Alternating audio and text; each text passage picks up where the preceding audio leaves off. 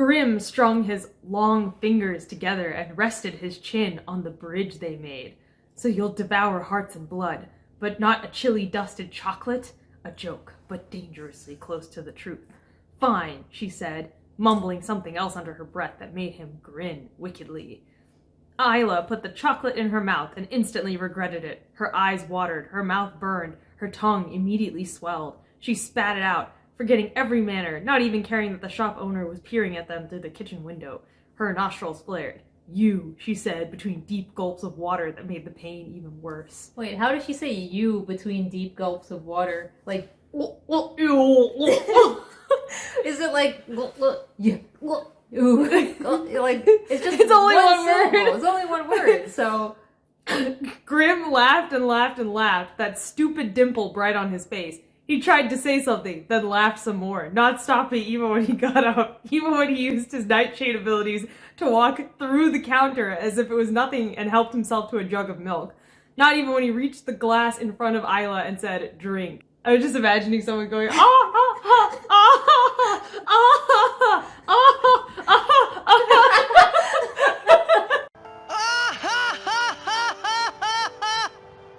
It's so awkward. It's so awkward. Like, she must not have thought of, like, a grown man, like, walking away while laughing.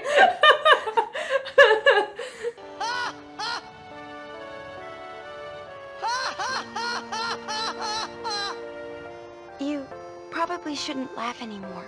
It's just crazy. Yeah. But how did he know where the milk was? Yeah, and why do they just have milk sitting out if they don't have refrigerators? Like, well, here's the thing where, like, one of the biggest problems in this book is that she writes it as if it's set in modern times and forgets that this is, like, the Middle Ages or, like, a fantasy world with no technology. So, there's just jugs of milk just hanging around as if people store milk, you know, just on the countertop. Yeah. As if milk never goes bad, you know? Yeah, and I think back in the day, people used to store milk in, like, ice boxes, right? No, well, even ice boxes is the early 1900s. Yeah. Or the late 1800s. We're talking about Middle Ages because there's no industry, supposedly.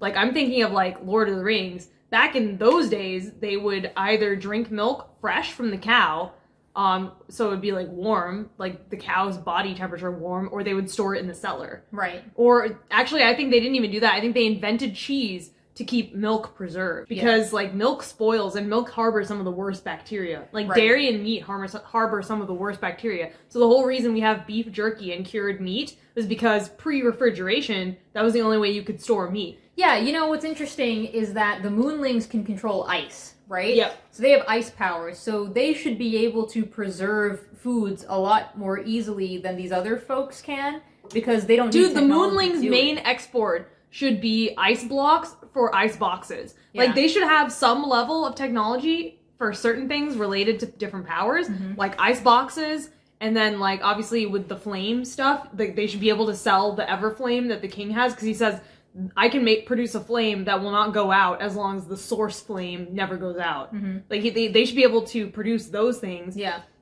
And then for certain things, they should be very woefully you know, unadvanced. Yeah. So, like, it just doesn't make sense, but, like, just from a world-building perspective, like, every time you read something in this book, it's just, like, really weird to read. Like, that's why I can't tell you what the setting is. Yeah. Because, like, the main character will wear, like, booty shorts and tank tops, but it's supposed to be, like, Middle Ages, I'm guessing. Like, that level of technology. And it's like, you wouldn't just have milk just sitting out on the countertop. It would be, like, cheese or butter, you know, some type of cured product that doesn't harbor bacteria. Yeah, and another thing is that since we don't really know anything about the cultures of each of the different types of people or each of the different realms with their different abilities, right? It's like, because in order to get to confectionery, right, and baking, that requires a lot of science, like gastropub science, right? Well, in the olden days, after the Europeans colonized Latin America, in the 1700s, 1800s, actually, the chocolate that they used to eat was more similar to the Spanish chocolate that they drink, where they just have the cocoa powder mixed with hot milk,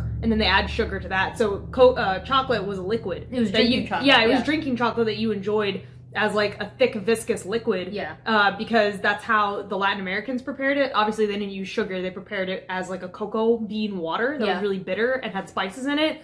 And then the Europeans prepared it with milk and sugar.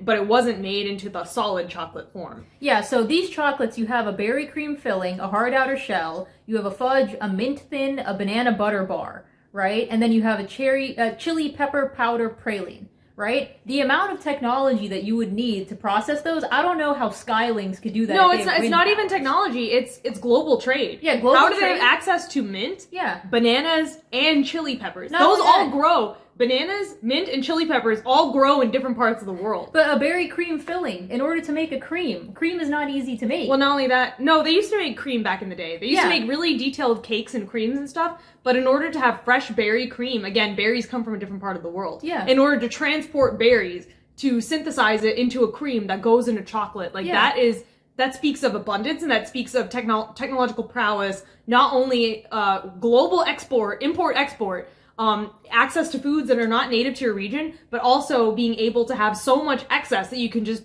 afford to throw them away in a chocolate. Yeah, you know? mint thins, a banana butter bar. It's the fact that they have access to all these foods, and there's so much of a surplus of food, apparently, that they can just afford to throw them away and put them in chocolates, which are pure indulgences. There's no nutritional value in chocolate. No. Back in the day, again, in the 1800s, 1700s, 1600s, the only people who ate chocolate were nobilities and royalty. It was like sugar. The only people who used sugar or consumed sugar were nobles and royalty, because it was such an indulgence. It's not nutritional. It's not nutritionally adequate. Yeah. And a peasant would just eat bread and vegetables. Go back a previous page. So when they first see the chocolate, right? Yeah, she said Skylings make constant excuses to host parties before storms, after storms, even during storms. And then she talks about how she'd only tasted chocolate on her forays to Skyling villages on their new land during quarterly celebrations. Yeah, I mean, the whole thing is just like, what are they celebrating? Not only that, but like in today, if you wanted to base the Skylings off of Indians and Middle Easterners, the sweets that they eat are nothing like chocolate, because they never colonized Latin America, and they never exported chocolate. It's chocolate, mitai, It's made out of, it's a milk product. Yeah. And then in the Middle East, it's made out of nuts and dates. Yeah. And phyllo dough. Yeah. It's not, there's a reason why certain cuisines are the way they are. It's intrinsically tied to the geographic location of the area. And again, it's just confusing why the Skylings have access to chocolate, but they live in like mountainous floating islands, but the wildlings don't have access to chocolate. Yeah. She's never tried chocolate. Like the wildlings, like, they should have the best economy in the world, because they can cause crops to grow like nothing, and they should be exporting those all across the world. And like the wildlings should be the source of all chocolate, the source of all bananas. They make the finest chocolates and the finest, the finest delicacies. Yeah. But nobody can taste them. That would be the irony. The irony would be that the wildlings are the source of all the food. They make the finest food in the world, but none of them can taste it because they only eat hearts. Exactly. And it turns to ash in their mouth or something. Exactly. And like the main character's like, yeah, but not me. I don't have the curse, so I get to like eat my fill. And yeah, I mean, it's just poor world building. It's like, the creator never thought of the reason why we have access to truffles with so many different flavors in them. Yeah. And she never thought of the like world building of like where cocoa even comes from in the real world. Right. Like one of the best scenes in Attack on Titan was when they see the can that says herring on it. Yeah. Huh. This might be good. Herring's not my favorite, but whatever. Herring, huh? And none of the characters in the story have ever seen the ocean. And you know that it comes from outside of their world because herring only is found in the sea. Yeah. And none of the main characters have ever had access to saltwater fish. Yeah. So that's where it's like, and then coffee is another thing that happens in Attack on Titan. They stumble upon some old coffee dredges, and it's like coffee doesn't grow in like that land, the ecology within the walls. Walls, the ecology of the main setting of Attack on Titan. So you know that the coffee had to come from somewhere else, a place with global trade and advanced global trade, because in order to get coffee to more like European-esque people, like the same people as the people behind the walls, like they have to have global trade with people who come from dense jungles. Exactly. So I mean, that's all something that you need to consider when you create a fantasy world, and when you include details like this, it just makes me go like at one point the main character is wearing a dress with a zipper, and I was like, who made the zipper? Like, zipper, like, I don't even think zippers were invented until the late 1800s. Yeah, because the mechanism of the teeth locking together like that is... It's like, it has to be so precise. Yeah, you need really precise machine machining. made. Yeah, really precise machining for that. It's machine made. It yeah. can't just be, like, spun out of nothing. Like, it should be buttoned. Exactly. Everything should be buttons or laces. Yeah, buttoned or laced, yeah. Or, like, hook and eye closure was the closest thing to a zipper, because zipper is, like, hundreds of hook and eye closures. Exactly. But anyway. Yeah. So after the stupid chocolate date, she goes to see the tailor. Yeah. And the tailor is a starling, I think. Yeah, the tailor's a starling, and that's when they reveal that starlings have telekinesis powers. Yeah, but this whole scene just reminded me of something from Harry Potter. Yeah. Because I don't care how much of a telekinetic wizard he is, how can he direct, like, 10 different things at one time? Because he directs the ribbon, he directs the scissors, he directs the measuring tape, and it all happens, like, instantaneously. Mm-hmm. She gets a ton of dresses, and it's, like, just really weird. Like, again, the world building, she's got dresses made of spider silk, which just reminded me of that, the Cruel Prince trilogy by Holly Black. Yeah. Which is about fairies, and they use spider silk and all of that stuff.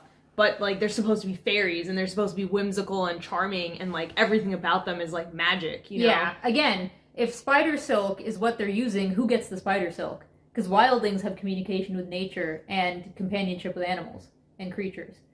So how do they harvest spider silk? But it's giant spider silk, too. Yeah, so, like, where is this coming from, right? Like, who harvests it? Do they have spider silk farms? Do they trade with the wildlings? Because in the beginning, when they show the wildling realm, there's no discussion of that whatsoever. In fact, all they say about the wildlings is that gemstones pop out of the ground like daisies. And they also say that the wildlings can make berries grow and mature off the trees, but it's a useless power. And I was Yeah. like, that is not a useless power. No. That's the most useful power. Exactly. And gemstones don't even, like, come into creation like that. Like, it takes thousands of years of geological processes of crystal grain structure in order for those crystals to grow deep Unless within the the wildlings earth. can control, like, chemistry. If like they those can, chemistry sets. Then they're extremely powerful, because if you can do that, then you can create minerals that you can put into, like, healing salves. They don't really talk about how the healing salves work either. No. You know, but you can make minerals, the stuff that you need, nitrate powder for fertilizers and gunpowders, and get all the metal that another nation needs to build their armor, because they all talk about how the armor is made of metal, but they don't really talk about who's in charge of smithing the armor. Mm-mm. Like, they act like the tailor is also a blacksmith, but it's a completely different skill set. You know? And it's like, who's mining the ore that goes into the metal that is used to make the armor? It's not the starlings, because they all die before they turn 25. Exactly, it can't be the starlings. So it's like, you guys Where's the labor force Yeah. of this world? Because when she goes back to the Agora, as it's called, the little neighborhood shopping district, she just talks about how a bunch of people are walking around drunkenly later at night. And what are the jobs? What's the economy? Yeah, she says... What do these peasants do for money? She describes what the shops look like. She says one of them looks like a winter ornament, when it's like, nobody in this world celebrates Christmas, dude. So what are you talking about, winter ornaments? And so she describes what the shops look like, but she doesn't describe what the shops are. Mm-mm. All we know... As far as we know, the only shops there are, you have Juniper's bar, you have the tailor, and then you have the chocolate shop. No, you also have the weapon shop. Yeah, the weapon shop. Like in an RPG. Yeah, so it's basically like an RPG. There's like a weapon shop, there's no blacksmith, there's just a weapon shop. Yeah. Like, weapons just are like made elsewhere and then imported to the weapon shop. And it's like, you don't understand medieval economies at all, but you decided to set your world in, like, your fantasy world in a medieval type economy. Yeah, so we have no idea who procures what materials for these different shops. Like, who gets the raw materials for the confectionery shop? Who gets the raw materials for the clothing shop? I'm guessing the Moonlings, the reason their ships are so useful is because they're doing all this global trade. But how can they do global trade if every full moon they drown? I know, but I'm just saying, like, it doesn't make sense otherwise. No. Like, the wildling country should be, like, indispensable. Yeah. Because it should be where all the natural resources are from. And then the other thing is, when she said gems just come out of the ground in the wildling territory, gems are, like, their worth is dependent on their scarcity. Yeah. That's why all of these companies like De Beers are trying to enforce diamond scarcity by putting stigma on lab-created diamonds, because once you have lab-created diamonds in existence, then it's like the diamond is inherently worthless. Yeah. So if wildlings can just create gems, and gems are popping out of the ground like daisies, then, like, it shouldn't be such a big spectacle for them to have gems. No, unless they artificially control the supply. The only reason... Yeah, they should be like De Beers. They should be like the most wealthy, the most powerful nation in the world. And that would actually make sense if they were the primary exporters and they also controlled the jewel trade. Then you could have the main character, like, I mean, the main character's already OP. Why not make her country the best one? That would be interesting. I mean, that would be interesting. But not only that... And that would be a reason for everyone to hate her, too. Yeah, not only that, but... We've been living under wildling oppression. So, the utility from precious metals and minerals in today's day and age not only comes from scarcity for things like gemstones and rings and stuff like that, but also because of semiconductor, properties and conductivity when it comes to electricity and things like that. Yeah, no, right? So it's not only precious gems and precious metals have, like, precious gems are basically inherently worthless. Yeah. It's just that they're pretty. But precious metals and then non-precious metals like aluminum, tin, and then, what's it called? Cobalt, all of those things. They're all widely used in tech applications. Well, no, gemstones also, like ruby, is used as a lasing material in lasers, right? And it's the same thing with, like, sapphire. Gold has special properties. Yeah, gold is great for conducting because it's got such a high purity, right? And same thing with silver. They use silver and tin in soldering applications. Same thing with lead. Yeah, but they're not that advanced. Of course they're not that advanced, but I'm saying, like, it would be really interesting if you had 500 years in isolation and you could grow these gemstones like nobody's business, and you could do all sorts of things and experiment with them because you're cut off from everybody else. Well, not only that, so the wildlings have to eat human hearts to survive. Yeah. But if they didn't and they could just grow their own food from the trees, theoretically they would be the most powerful superpower on the planet because all of that time that you would ordinarily spend in the fields growing your food, they would have that squared away by like 10% of the population just growing stuff constantly, and the rest of the population would just be like, Renaissance women creating everything. But not only that, but if you have this existential threat of like your realm will die unless you break this curse, then you would be in an arms race, right? Because they'd be like, well, if we can't rely on the Centennial, or when we send our ruler to the Centennial during the assassination portion, like when assassinations become like something that is allowed in the competition, we need to make sure that they have the best weapons and the best resources to be able to defend themselves. And they have 100 years between each competition. You could make a ton of progress in 100 years. And you would learn from what went wrong the last time. If you had the incentive to progress. And that's like every single big modern breakthrough in progress and technology, specifically in the sciences, comes from necessity, like war, right? Like World War II, you had the development of nuclear physics. And through... fighter planes. Yeah, fighter planes. But through nuclear physics specifically, that's when we started learning about semiconductors and atoms and quantum mechanics. And that's the reason why we have such sophisticated condensed matter physics and semiconductor physics, which allows us to have cell phones and computers. And then the space race came from the Cold War. Yeah. And same thing with computers. And that was less than 100 years ago. You know what's really kind of sad to think about is the reason that we've stalled technologically because there's no big war. We're in times of unprecedented peace. Yeah, peacetime. So there's not really a big necessity to like because it's just up to the corporates now, and they don't want to innovate at light speed. No, because it's to their benefit to only incrementally innovate and charge you every time they roll out one new feature. Yeah, forced obsolescence. Exactly. That's profitable for them. Yeah. But I'm saying here it would have been really interesting if each realm went dark forest and they had a huge incentive to become very advanced. And so every 100 years they came back with something crazier than last time. And the only information they could get about the other realms is by sending spies in during the Centennial. Dark Forest is a reference to the Three Body Problem series by Cixin Liu, which highly recommend. It's like one of the best series I've ever read in terms of speculative science fiction. And Dark Forest refers to the second book in the series where it's basically postulated that the reason it's the Fermian hypothesis, right? Yeah. The Fermian hypothesis is that we haven't, the reason we haven't encountered intelligent alien life. Yeah. And the reason so in Cixin Liu's series, he postulates that the reason we haven't encountered intelligent life in the universe is because in a universe with limited resources, there's an incentive to wipe out all other intelligent species in order to have a better hand at those resources and to monopolize them all to yourself, like in the Darwinian sense, but instead of limited to single ecologies, you would have a Darwinian competition on a universal scale.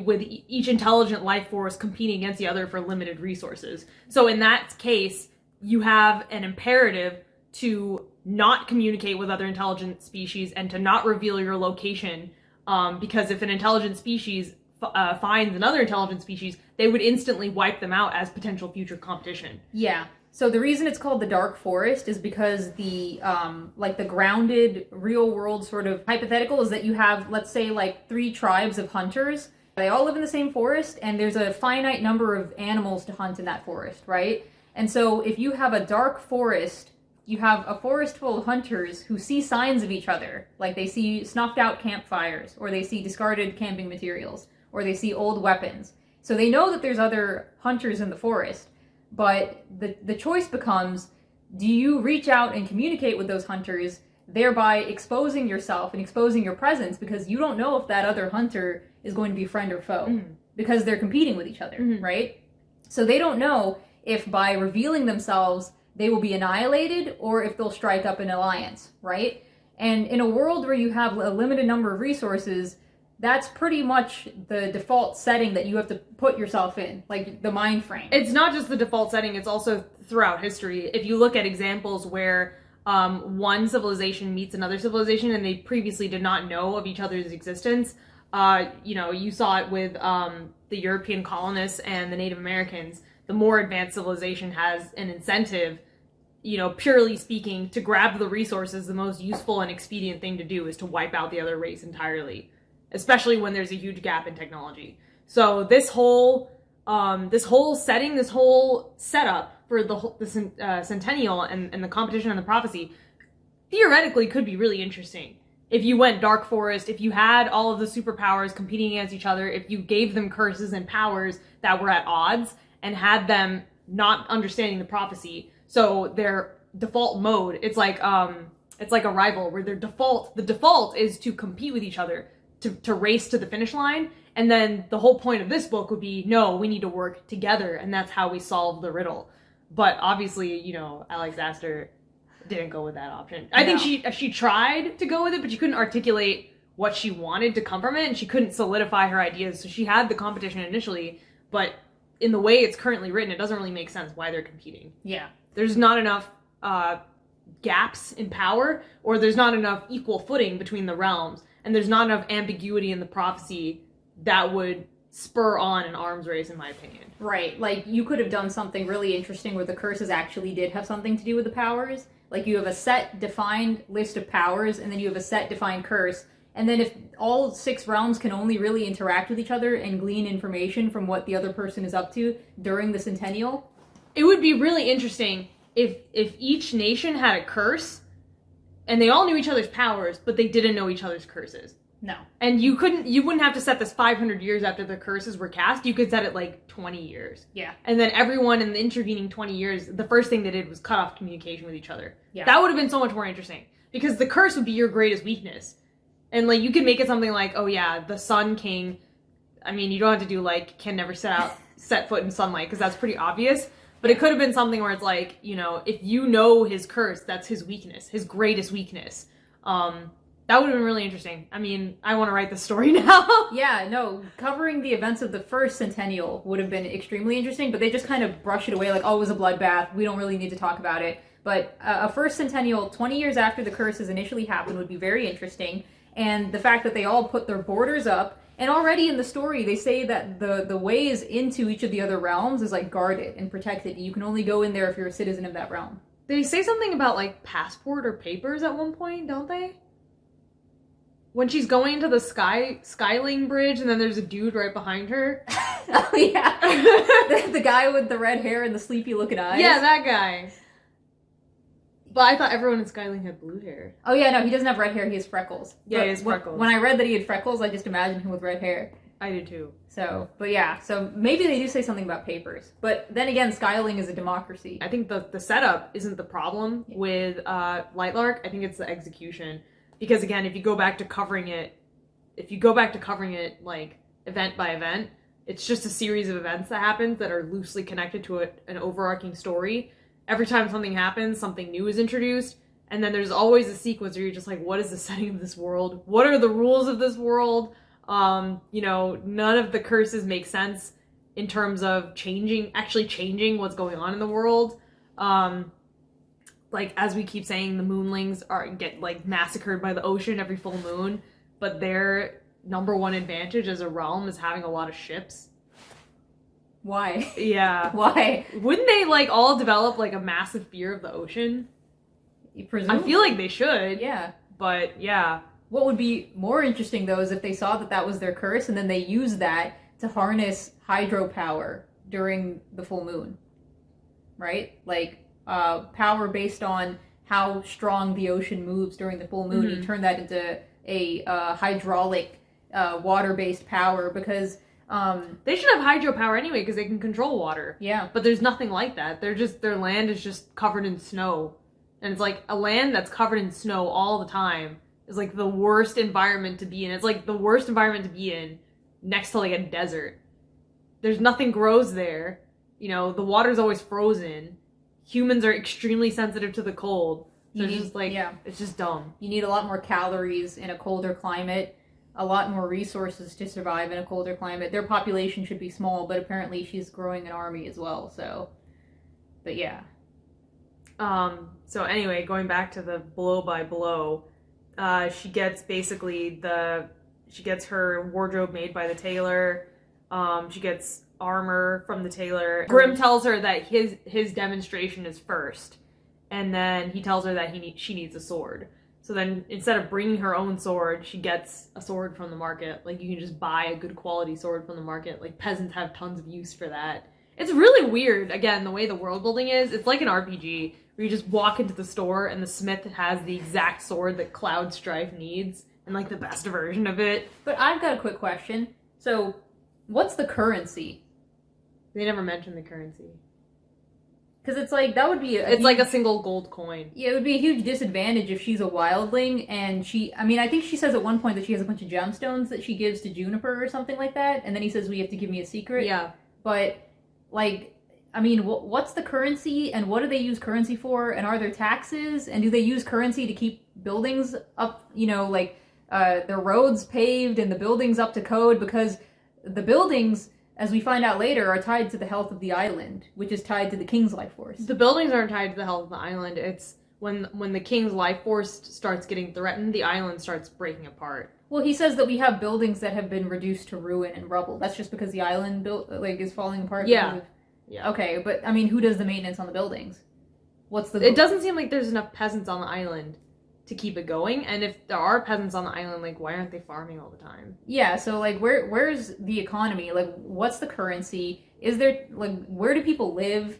Are there class distinctions? How big is the island? Yeah, I don't know. How many people are on the island? Yeah, that's why you've got to have a map of Lightlark to understand what it looks like. What's the weather on Lightlark? It's temperate, right? Mild. I guess it's balmy, tropical. She never really describes what it looks like, what the temperate, whether it's plains and grassland or jungles like Hawaii. I have no idea.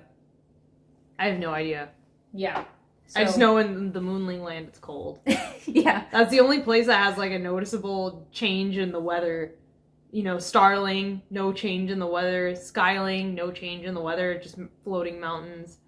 So, yeah. She doesn't even describe the trees. The wildling land is a friggin', death zone, but she doesn't even describe if it's pine trees, birch trees, oak trees. I have no idea. Palm trees. Yeah, I have no idea.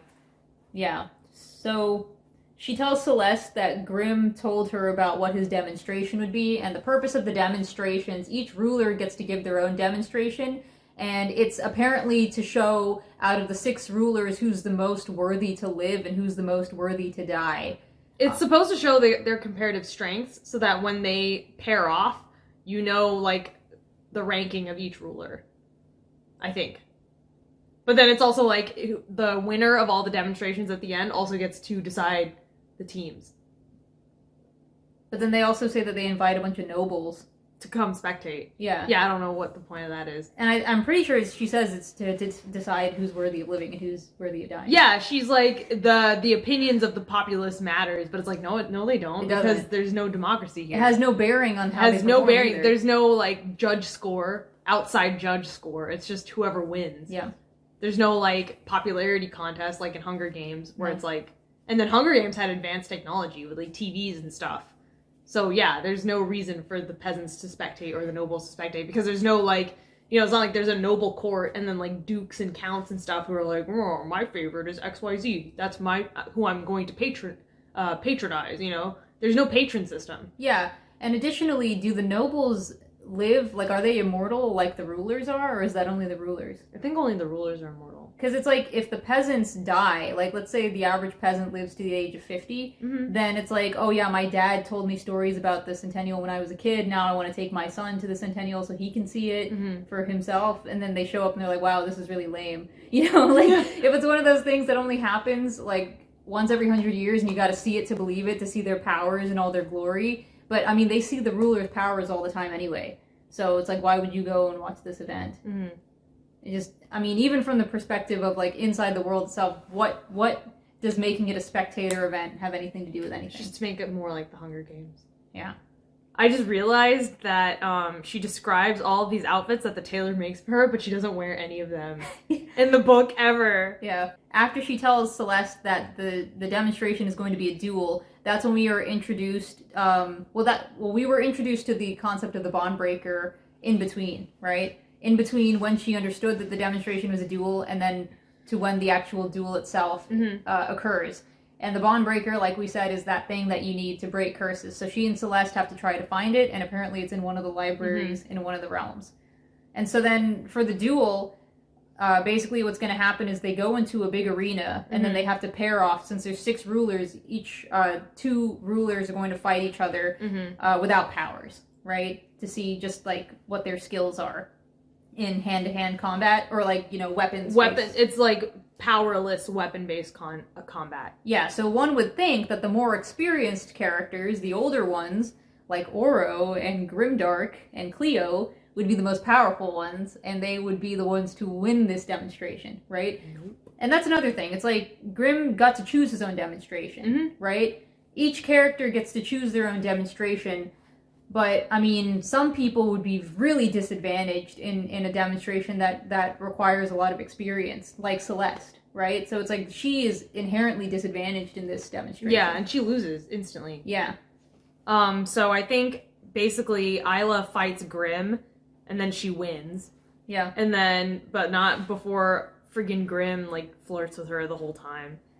And then, Isla fights Oro, but then she lets him win. Yeah, and Oro and Grim are both, like, so old, and that's when it was so funny during her fight with Oro that it's like, well, first of all, he's got a gold sword, and gold is a very soft metal, so that doesn't make any sense. And second of all, she says he's trying to wear me down with these strong blows that require, like, a lot of endurance. And then she goes, well, he doesn't know that when I was 12, I hung from a branch for 5 hours. So my shoulders popped out of my sockets. Yeah, because her guardians had to protect her to make sure nothing bad happened to her, but then they also put her through torture. No, dude, instead of teaching her seduction, because their whole plan hinged on her seducing the king, they just tortured her and made her really good at using swords. But it's like, why would you teach her to be really good at using swords if your whole plan hinged on seduction instead of fighting? Yeah.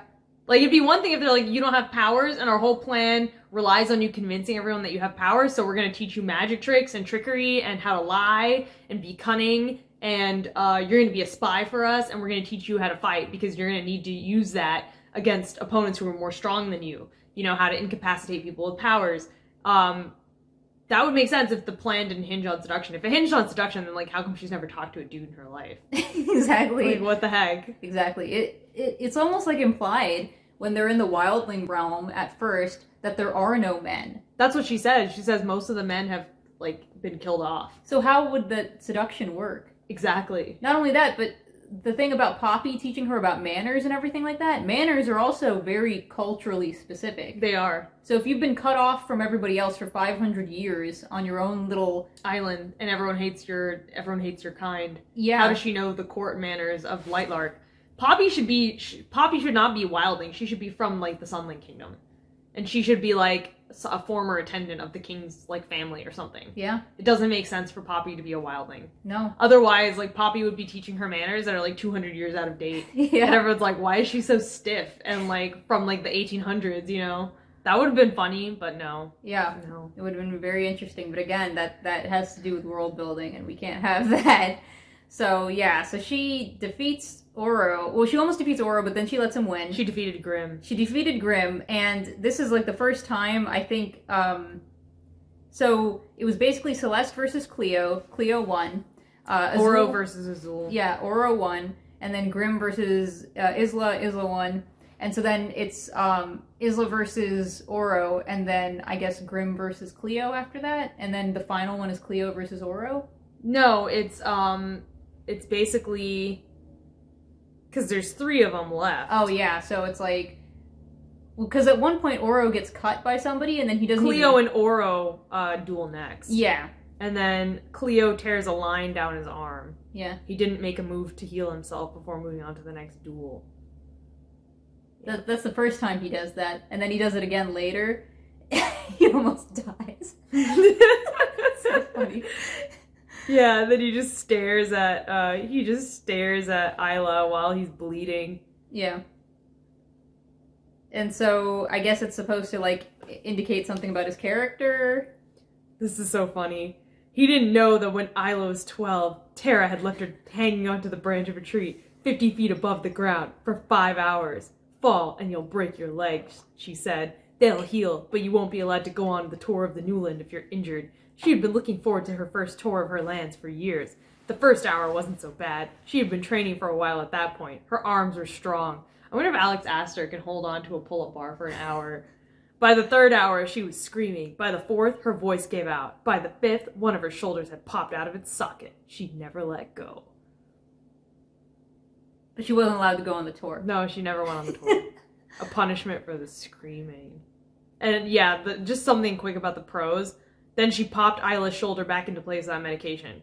Another lesson. Like, it's so dramatic. There's like, period, and then like a fragment of a sentence, period, you know? Yeah. And there's a lot of like, I think there's barely any paragraphs in this book. Everything is like a new line. Yeah. She leapt forward, ready for the final blow. M dash. And hesitated, you know? Like, it's all very staccato. She lets Oro win, and then they go off on, like, how she met Celeste, and Celeste is mad at Isla for jeopardizing her plan to lay low so that Celeste and Isla get paired together as the 2 weakest. Oh, I'm going after the gloves next. Yeah, then they introduced the gloves. They introduced the gloves. This is page 63, and we're still introducing new stuff, new magic. Yeah. But anyway, in order to get into each of the libraries, each library is like controlled by the powers of that realm. So in order to get into each library, Isla needs to borrow the powers of each realm, and there's like a pair of gloves made of human skin that supposedly you could transfer powers to those gloves briefly enough to open those libraries, which is just like, why? No, I mean, it's like if you watched a Mission Impossible movie, right? You know, the Mission Impossible movies with Tom Cruise, and you're watching the movie, and then he says, okay, we need to break into this building, and you're like, okay, they're breaking into the building, got it. And then once they get inside the building, it's like, oh, but there's actually a vault inside the building that we need to break into, and in order to break into that, we gotta go to the top part of the building and get this guy's key card. Mm-hmm. To reach the terminal, you will need to pass the main gate and open 3 separate combination locks. That's because it's protected by gate analysis. So to get the ledger, one of us needs to enter the tours. It can only be opened from the inside. There are 3 systems operating whenever the technician is out of the room. Even the body heat of an unauthorized person in the room will trigger it if the temperature rises just a single degree. Why do you keep introducing stuff? Like, I thought you guys just had to break into the building. Why do you keep adding more and more and more? Just give the setup, like finding the bond breaker. Mm-hmm. Okay, that kind of came out of nowhere when it first came into the story, because it's not like she had that plan when she was back in the wildling place. No. Right? It just... Well, they didn't reveal it until she got to the Centennial, but she did have that plan. No, it's not even, like, as far as you knew, when she was making the speech for everybody, she didn't even have an alternative plan. No. And it just seems like the alternative plan just came out of nowhere. Yeah. Because there's no setup. Yeah. It just shows up, and it's like, by the way, there's these gloves that are made of human skin. And it's just like, it's so dumb. Yeah. And then here you have Isla had researched them obsessively, believing they could help her during the Centennial. But it's like, if you could, and then the other thing is she keeps introducing these ideas, and it's like, why didn't you just use that? Like, why didn't she just have those gloves made? Like, why didn't you just make them gloves?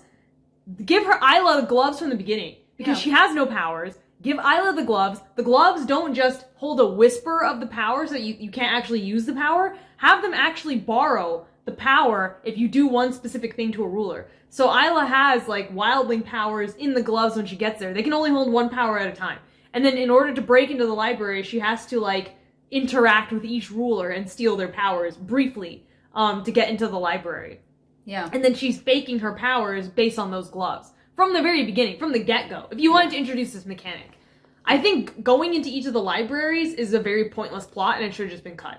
I think, honestly, they should all have just been searching for the heart of the island. Yeah. And I think the gloves were worthless. I think she should have just had some sort of trickery or magician, like, sleight of hand in order to convince everyone that she had powers.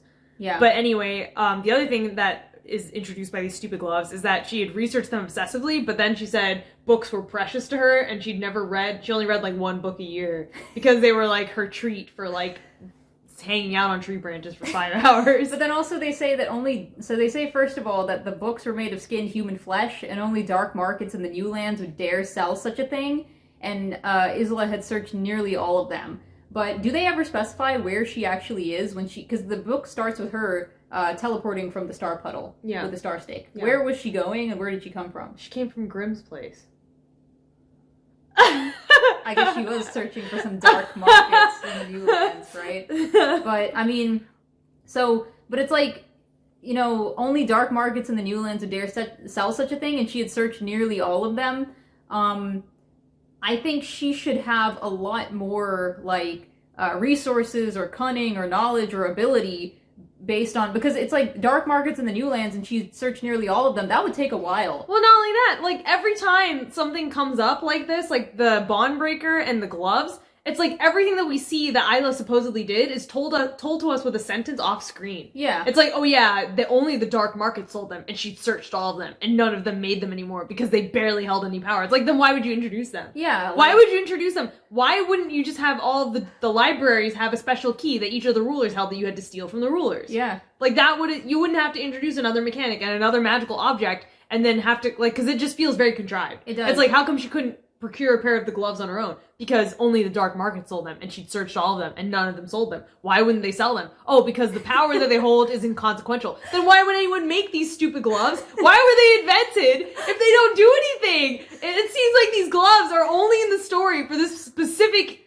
reason, and it's like, and then Alex Astor was like, wait a minute, but if these gloves exist that can give the wearer powers, then why wouldn't she just use those to fake that she has powers? Like, she didn't plan any of this out. She was literally just adding stuff to it, and then she's like, now I have to think of a reason why the gloves wouldn't actually hold powers. Oh, they only hold a whisper of the powers. Okay, well then, how come Isla can't just find the gloves if they only hold a whisper of power? Like, surely it would just be like a parlor trick, you know, for those gloves to exist. Oh, only really dark markets sell them because they're made of human skin.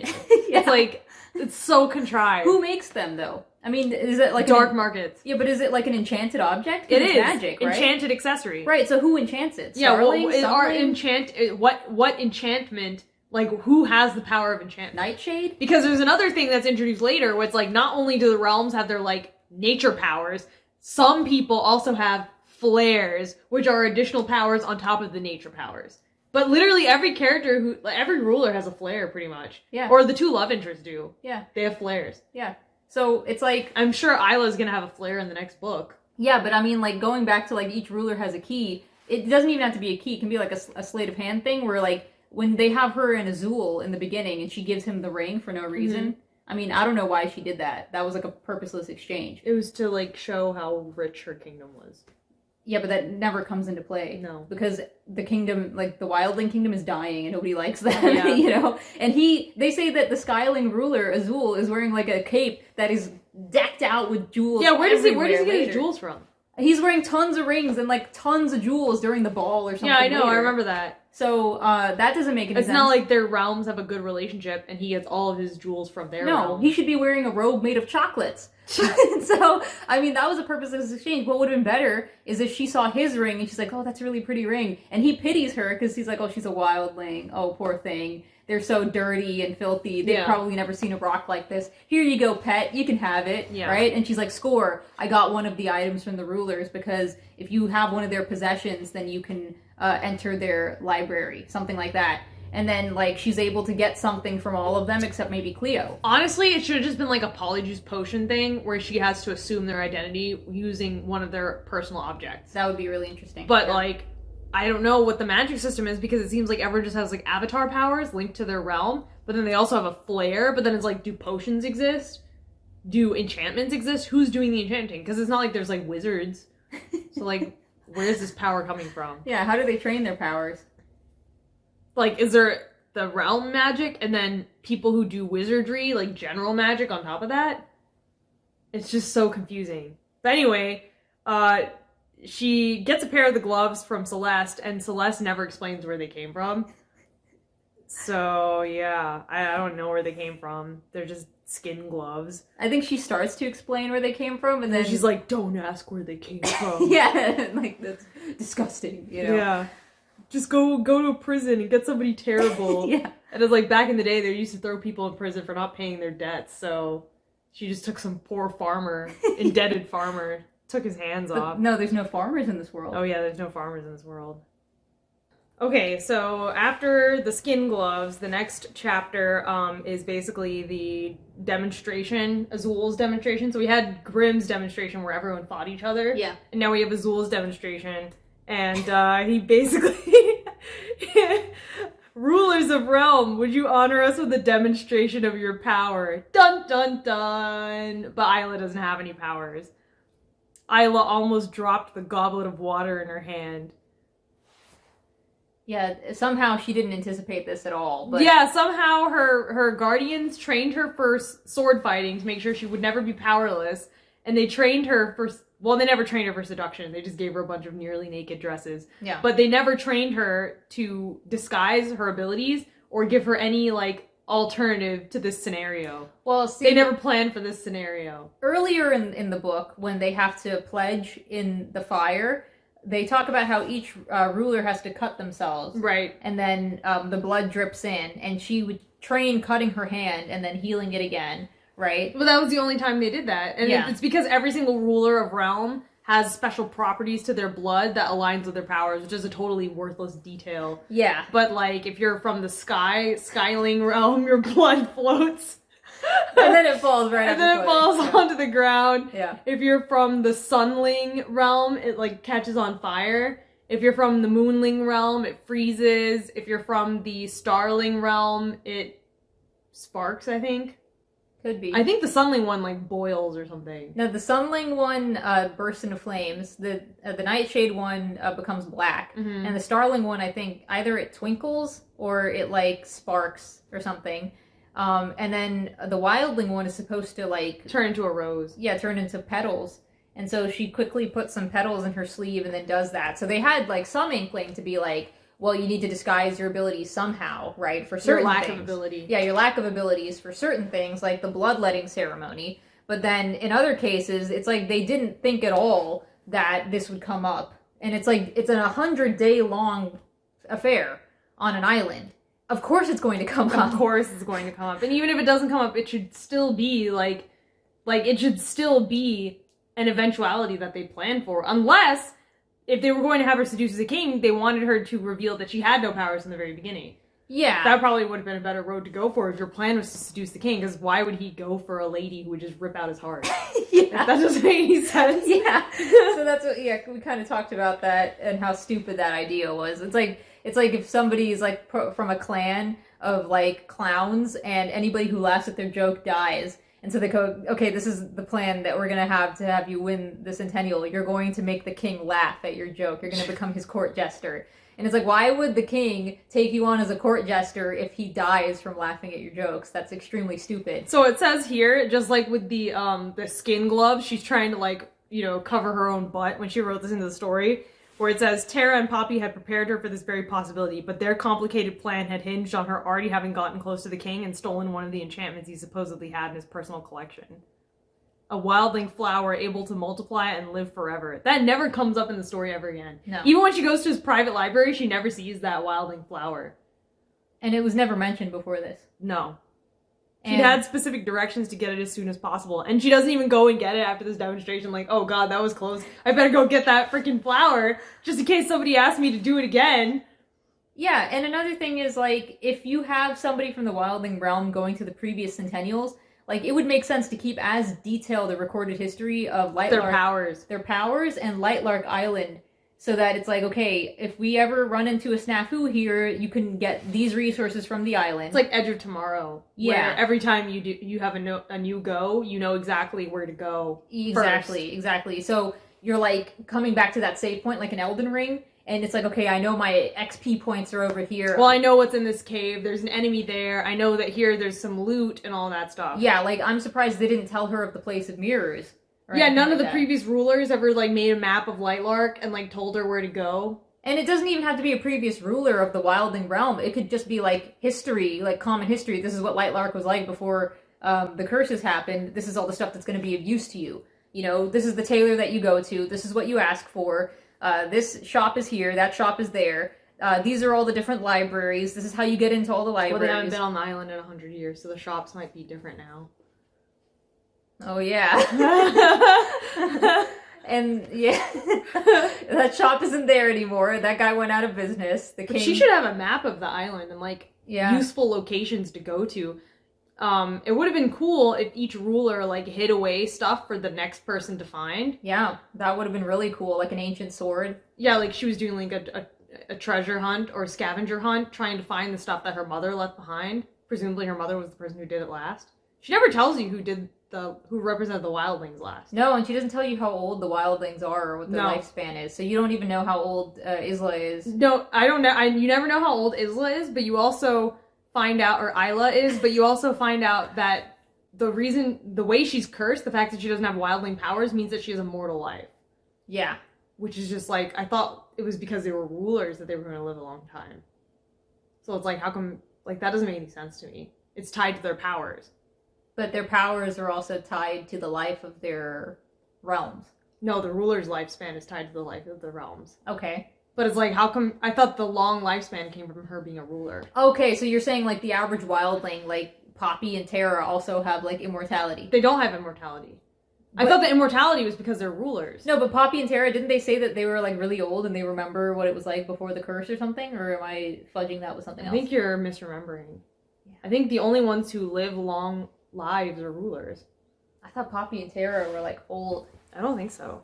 I thought, like, in the first chapter, I thought she said that Poppy and Tara were pretty old. I think she sees a dead body in the first chapter, right? A dead body from a different wildling? Yeah, like an elder, it's called. The Eldris. Ah, the Eldris. Over 500, she died too soon. Her death had been the first of many. The Eldris sat at the base of a tree on her side. She must have thought the woman was sleeping if her tan skin hadn't become bark. Yeah, so I guess everyone just lives really long. I think. I guess. Not the starlings. Yeah, except for the starlings, but everyone's supposed to live really long lives. But, like, Isla says she's mortal and she doesn't live a really long... She's gonna live a human lifespan. But it's like, if every human lives a really long life, how do they even have any concept of a human lifespan? Exactly. And why would she be the only person who doesn't live a long life? Like, that doesn't make any sense. No. That makes zero sense at all. Like, everyone in this world lives a really long life, except for Isla, because she has no powers. But, like, nobody in this world is born without powers. So how do they even have a concept of a mortal versus immortal life? I don't really know. And another thing is that she had been using the Star Stick for 5 years. Mm-hmm. And for 5 years, she's been, like, I guess, preparing for the Centennial. Yeah. And she's been using that Star Stick to build her plan about the bond breaker and the gloves. She's been preparing with, Celeste, but she's been training with her guardians since she was a kid. Yeah, but we don't really know how old she is.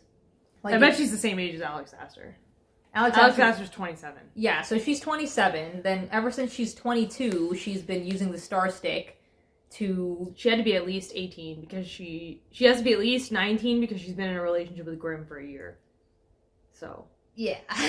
So, yeah, and she and Celeste are the youngest. and she doesn't act like a teenager. Yeah, and Celeste obviously isn't 25 or close to 25 yet. But here's a question. If Starlings all die at the age of 25, what happens when the ruler dies? Does the kingdom die with them? Like, how do they choose another ruler before the passing of the Starling ruler if when the ruler dies, Celeste needs to have kids, like, as soon as she's able to have kids. If the ruler dies and the realm dies with them, then she has to have kids as soon as she's able to. But the other thing is, like, spoiler alert, Celeste ends up being the ultimate villain, who's just been disguising herself as different people this whole time. Like the Darkling. Just coming back as a different person every time, pretending to be a different person, but she's actually immortal. But it's like, if she's supposed to be dying at 25, but she never gets pregnant and never physically births a child, then how do people just accept her as her own heir? Yeah. Like, it's not like the Darkling who's a man and can be like, oh yeah, I had an heir. Right. Whatever. It's like, people are gonna know that she was never pregnant and never had a kid. Right, yeah. So how does that effing work? I don't know. Like, how does that make any sense? I don't know. Does she just fake pregnancies? Maybe there's a pair Does she have, like, a real doll that she just keeps in her castle to fake pregnancies? Maybe there's a pair of gloves that you put on and it makes you look like you're pregnant. Oh my god. And the fake baby comes out or something. But yeah, Isla, we don't know what her age is, and we only know that she's mortal because at one point she starts whining about being mortal and not being able to live as long as everyone else. Yeah. So. But it's like, and then she says, my curse was that I was not cursed, and I'm going to undo my curse and curse myself with wildling powers. But I was like, if the curse is that you have no powers, then do you also get the curse that comes with the powers? Yeah. That was the biggest question when she was like, my curse was that I had no powers. No, she says, my curse is that I had no curse, so I'm going to uncurse myself and get the powers. But I'm like, your curse is that you have no curse, but is the curse tied to the powers? The curse exists separate from the powers because they had the powers before they were cursed. Yeah, so her plan for the bond breaker is to break her own curse, which is that she has no curse, but then it's like, you can't just use the bond breaker to give yourself powers. No, because it breaks bonds. It doesn't grant wishes. Yeah, you know? exactly. She doesn't have a curse from the original curse. No. She assumes that she has no powers because she was cursed by the circumstances of her birth. Yeah. But then she says, like, only bad things can create curses, but the nightshades can spin curses. Yeah, what does spinning a curse So mean? what is the mechanism behind a curse? Because later on, the reveal, the big twist, is that Celeste is like this ancient lady who is the reason who spun the curses in the first place by killing her best friend. Yeah. But then the nightshades can spin curses too. But then it's like, it sounds like curses are created whenever something bad happens. Yeah. So why do the nightshades also spin curses? I don't know. She's not a nightshade, though. The main character? No, Celeste. Yeah, she's not. She's a starling. Yeah. She's an ancient starling. But when she killed someone, it's like nobody's ever committed murder in the history of Lightlark. Well, then where'd you get the gloves from? She was the first person to commit murder 500 years ago. You know, Grimdark, slaughtering thousands of people, that didn't cause any curses. No. But Aurora killing her best friend, that caused the curses that cursed entire generations of people 500 years ago. Yeah. It just doesn't make any sense. What about Horace Ray? And it's not like it's not like she intended to create... Oh, did she kill her best friend when she was holding the heart of the island? I think so. She just held onto the heart of the island while she stabbed her best friend like 1 billion times? It's so unclear! It's so unclear! Yeah, It's so unclear. There's no way to know exactly. You'd have to sit Alex Astor down in a room and say, no, you're not leaving this room until you tell me exactly how it works. Then she would just make it up. Yeah, she just make it up. You're just making it up, and then she'd be like, well, that's because of this. That wasn't in the book. No! You know, like... That's what the book is like, too! Yeah. And it's like, well, how come they can't do that? Well, they can't do that because of this. But what if they do this? No, they can't do that because of this. It's like her editor was like, wait a minute. Why can't they do that? And she's like, oh, good idea. It writes down like a lame excuse and puts that in the book. It's just full of lame excuses. Lame excuses. Yeah, so chapter 9. We're at the part where she's demonstrating her power, and we Yeah. got off on another tangent. Yeah, so... But, okay, so then, it's really stupid. I don't know how they decide the winner of this one. I think it's Oro because he turns the table into gold, and that's pretty cool. But I don't know who's the judge. Like, they all have the powers that they have. Who's to say that one power is any better than the other? I mean, because some of the demonstrations, you can actually, like, tangibly say, like, who wins and who loses. Like, with the armed combat, and then with the fight your fear, and with the maze, right? But this one of the demonstration of power, it seems to be based on the audience reaction, right? And the audience being the nobles. the people who are watching Yeah. the spectator crowd, right? And so it's like based on their reaction, that's who they determine wins this. And it's the same thing with Isla's demonstration later when she says, "Tell me what you can bring to the realm that would be Right. useful." Right. Right? It's like how do you judge the merits of that? You know? Yeah. So in this demonstration, this is Azul's demonstration, and Grim goes first. yeah, Grimdark is He demonstrating. opened his palm. The room changed. Suddenly there were 100 Grims standing between each chair, all smirking. The ceiling cracked open. The floor split. Large slabs of stone fell right onto their heads. Screams pierced the air. Everything disappeared. The room was back to normal. There was just one Grim, looking bored, as if the display hadn't even used a whisper of his power. Wow. Cool. So he can do, like, a crowd-level illusion. You can do shadow clone jutsu. Grimdark is, like, the most OP person. He's even more Yeah. powerful than the king. No, Grimdark is really OP, and then his powers just kind of come out of nowhere. It's like a random scene. You want something interesting to happen? Just give Grimdark this power. Yeah, every time he shows up, he has a new power Yeah, it's like, well, to add to his collection. Yeah, since when could you do that? You know, like he can all of a sudden, like we saw him phasing through while laughing in the previous chocolate date. And this one, he's got an illusion, and then also he can take away memories. He can Turn invisible, give nightmares, teleport, all sorts of things. And it's like, what is? Because his curse is apparently he can't go out at night in the dark. And he can't go out at night in the dark. Oh, man. He's basically like everybody else who just stays in their house at night and watches a movie. Yeah, but he's emo, so his favorite time is the night, so he'll never be able to see the night again. Who cares? Exactly. Yeah, and so he can't go and do that. But then she also says that nightshades get their power from the darkness. Whatever that means. And it's like... Oh, he can also create black holes, too. You forgot that part. yeah, he's got, like, Negaverse energy, Mewtwo powers. Mewtwo powers, Dark Ball. Yeah, Dark Ball powers. But, yeah, like, he doesn't suffer any ill effects from his curse. It's not like that scene where she has to drag Oro to the cave, otherwise he's gonna burst into flames. I don't know why she didn't just use her star stick for that, either. Yeah, that was stupid. Yeah, but, you know, friggin' Grimdark, he doesn't seem to suffer any effect from being cursed. It's like he's not even cursed. Yeah. Yep. No, the Grimdark and then the Skylings have the least ill effects with the curse, but she immediately circles in on the Moonlings like they were the least affected by the curse. It's like, no, bro.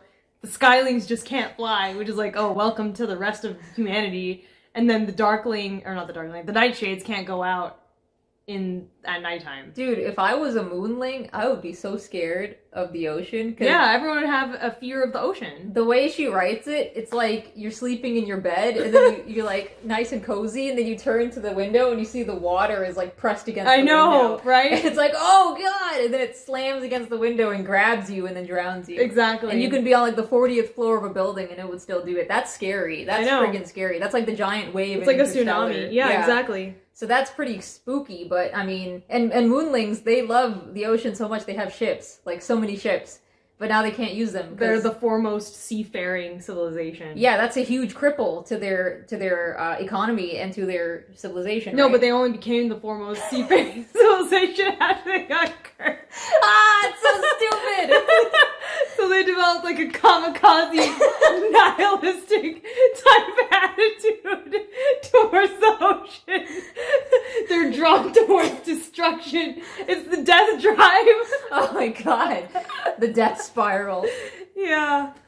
Okay, so that was Dark's little demonstration.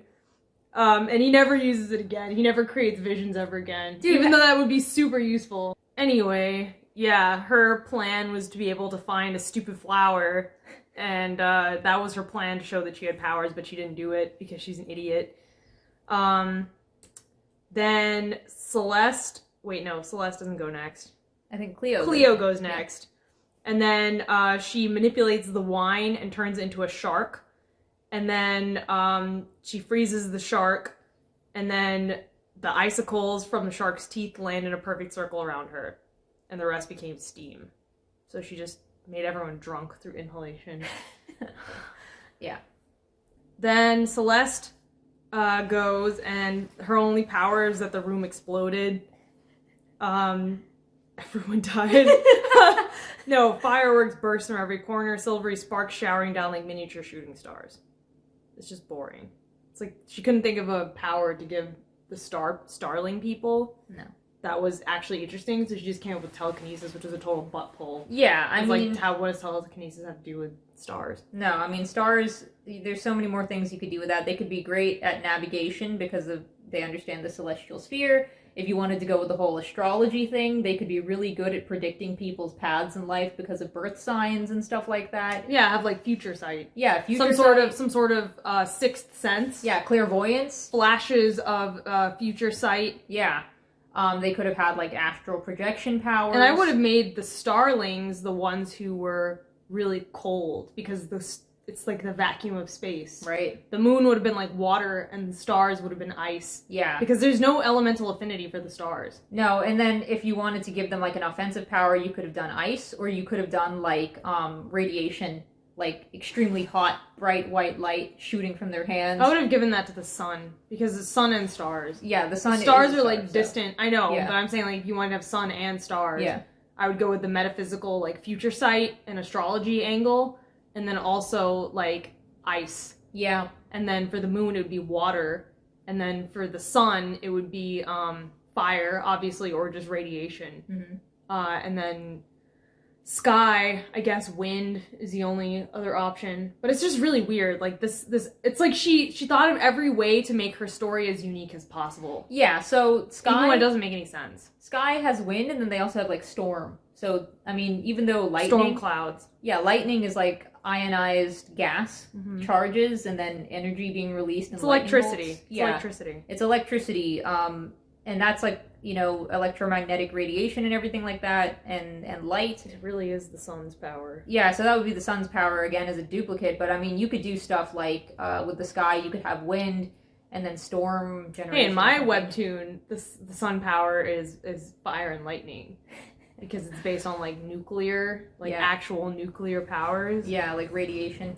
Yeah, radiation, lightning, and fire. Yeah, that's in my comic because it doesn't make sense to separate those apart from when the sun has those abilities. Yeah.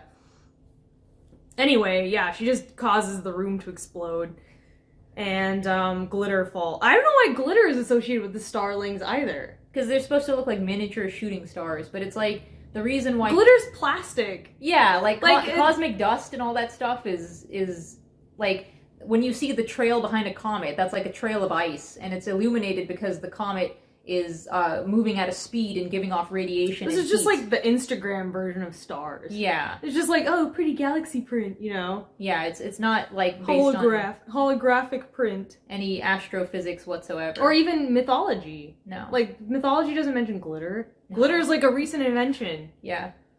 Anyway, then Azul goes and clouds appear, and then storm clouds, and then thunder, but he never uses power ever again. Then it's Isla's turn, and she's an idiot. It's so lame. So what she does is she gets the king to help her demonstrate her power, and then she takes out a throwing star from her hair. She has a lot of accessories that are designed as weapons in this story. It's like a lot of authorial appeal. Then she she puts on a blindfold and throws the throwing star at the king's crown and knocks it off his head, and that's supposed to be a demonstration of her powers. As a wildling. I would be extremely suspicious. I know! I'd be like, who is this? This is not a wildling. I would be questioning whether the wildlings flaked out on the prophecy and sent somebody who wasn't a ruler. Yeah. That's what I would be. Because if she dies then the realm is fine. The realm is fine. Yeah, so they're not ponying up their stakes on the table. No. I would think that this was a decoy ruler. And you could have made Isla powerless and make her a decoy ruler. Because the actual ruler doesn't want to get involved and doesn't want to risk the realm. Yeah. Like, that would be really, again, much more interesting than what we actually got. Yeah. But that would be my first thought, is that this chick is like a spy, and she's not the actual ruler. The wildlings are not ponying anything up. And especially if you made them the superpower. Yeah. And like made their ruler like a dickhead, and they're like, I don't want to put my realm at risk. Let's just send a spy. And then the main character is the spy. Yeah. And she has to not get caught. Yeah. That would be really interesting. Yeah, what would be really interesting is if she was a spy and she saw during the demonstration that one of the other rulers had an ability that directly jeopardized the wildling ruler or like the wildling realm. Like if the wildling realm was sealed off from everybody else, but then it turns out secretly that during the demonstration one of these guys has the ability to teleport. And it's like that could be the only person in the entire story who can teleport. And she's like really freaked out because it's like this person, as long as you just think of somebody or something or some place, they can like conjure it or like they teleport to that place or they conjure that object, right? It's like if you had somebody, let's say like Grimm or Celeste, it'd be really interesting if it's Celeste and Celeste ends up being the big bad. Grimm is the only one who can teleport though. Yeah. And that's what makes him like so scary to everyone in the story. But I mean, it's not that scary. No, it's not. What's scarier about the Nightshades is that they can spin curses, but I mean, no, spin illusions. Yeah, and they could put everyone under mind control, like in a Lotus Eater machine. Mangekyo Sharingan. Mangekyo Sharingan, exactly. But Genjutsu. Yeah, but you don't even have to introduce new mechanics or new ideas or new weapons of mass destruction. You could just simply have it be so that everyone's keeping their curses a secret from each other, and Isla's ruler sent her to go figure out what everyone's curses are, and she didn't participate in the trial because she sent a decoy instead. Yeah. And then the plot twist would be that Isla's not the only decoy. Yeah, and something interesting is if they have a recorded history of the previous 4 centennials, and they're like, look, during these 4 centennials, people have to do their demonstrations, right? So your demonstration is going to be done under the guise of doing something else, but what you're really going to try and find out is what are the curses of each of the other rulers. So we can take them out one by one. Yeah, and so that's what the demonstration would be built around. And, you know, another thing that would have been interesting is that if you kept Grimm as having illusion powers, she could be like, hey, can you help me fake my powers, right? And I'll give you something in exchange for that. And that could have been her strategy. They could have been like, look, you don't have any powers, but the ruler of the Nightshade Kingdom has illusion powers. So the plan is you seduce that guy, and maybe they even know that she has the Star Stick, and she's been going to visit him. And they can be like, yeah, I was going to say, have him be on her side from the get-go. Yeah. The other thing that would have been really interesting is if the prophecy said something, instead of like one realm must die, it would be like, if you really wanted to up the stakes and have it so that everyone was at each other's necks immediately, you can have something where the prophecy says like only one realm can remain. Yeah. And the actual meaning is that everyone has to join together under the band of Lightlark again. Yeah. And they have to become one people again from where they were one people, and then they fractured into the 6. They should fracture into the 6 realms after the curse happened. Yeah. Not before. Like, after the curse happened, they went from 1 realm to 6 realms. And the prophecy says, like, only 1 realm will remain. And the meaning is, oh, we have to become 1 realm again. Not like, oh, every realm has to die except for the one that wins. But if you have that in the prophecy, it would instantly be like, everyone would be suspicious of each other. And they would have an incentive to wipe each other out. Yeah, not only that, but they would want to separate each other, like, separate from each other after getting cursed, because they don't want the other person to find out what their curses are. Exactly. Yeah. So then going back to the demonstration, Oro's the last ruler to perform, and he places his palm on the table, and turns it into gold. Yeah, so he's got the Midas touch. He turns the table into gold. And his name means gold, too. Yeah, Oro. And I am not sure... It's like she thinks it's impressive that he turns a table into gold, only because in the real world gold has value, but we don't know what the value of gold is in this universe. It's presumably valuable because their coins are made of gold. Yeah, but we don't know anything about the economy. Well, 1 coin is enough to buy doubles of every single chocolate, apparently. A little baggie of gold. I'm surprised. No, just 1 piece of gold.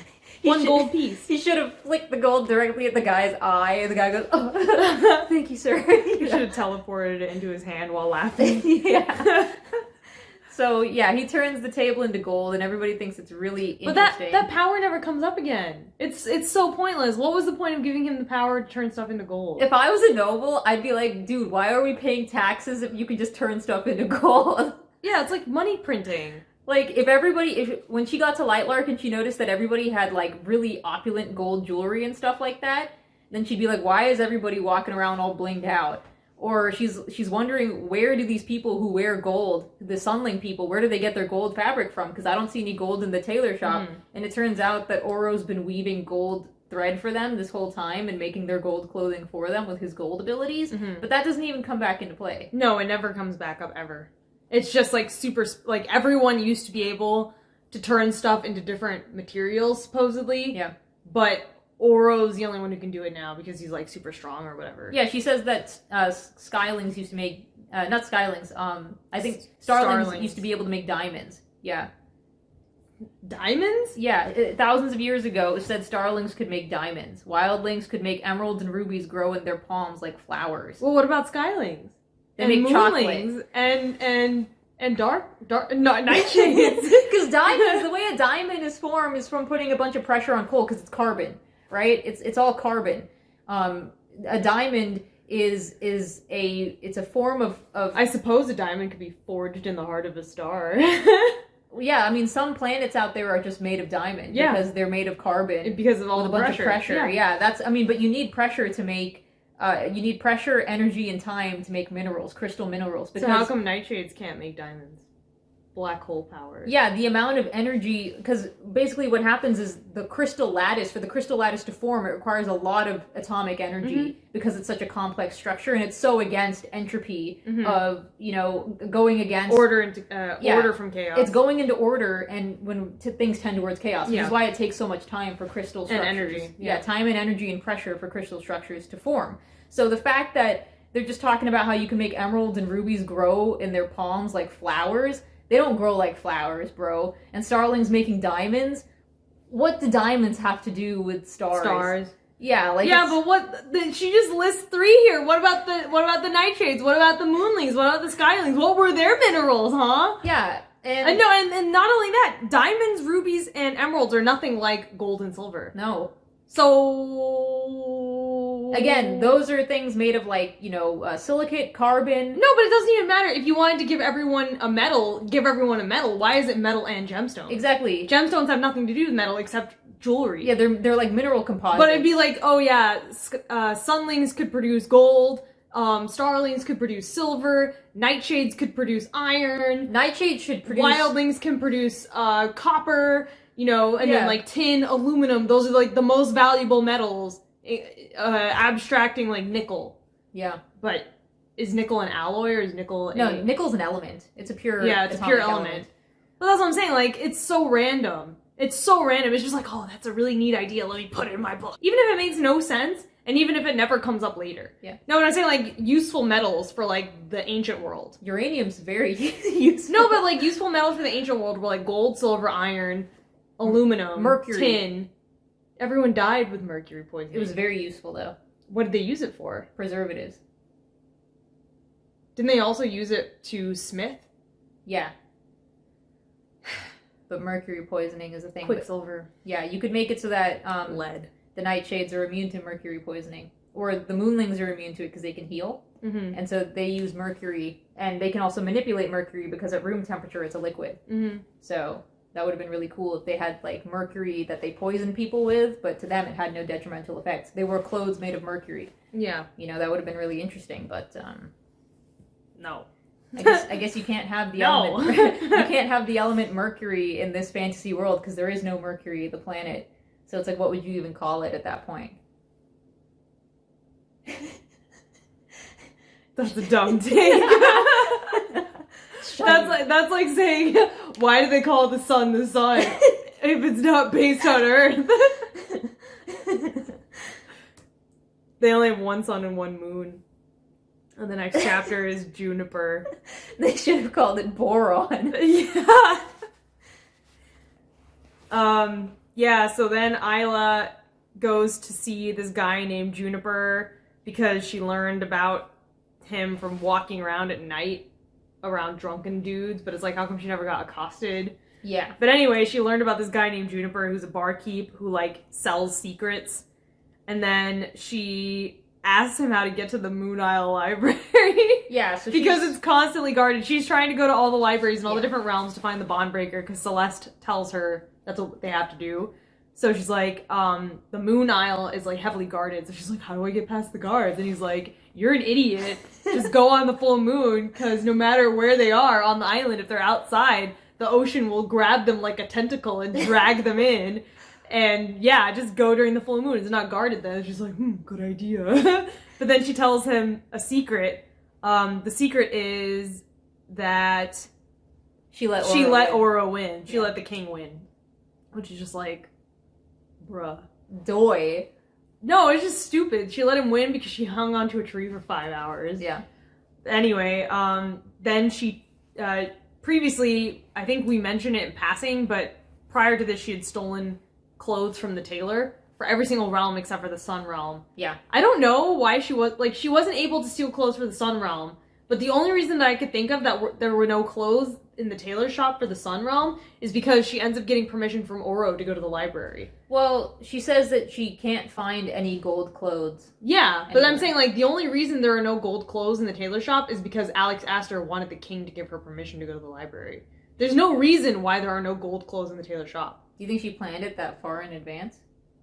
No, I think what happened was she basically wanted her to get permission from the king to go into his library, and she saved that library for last, so she never wrote it in there, or she just had an excuse where it's like, oh, there were no gold clothes in the tailor shop, but it's like just dumb, because like you could have just had it so that the Sunling library is like the most heavily defended or something, and it's like such a pain to go through.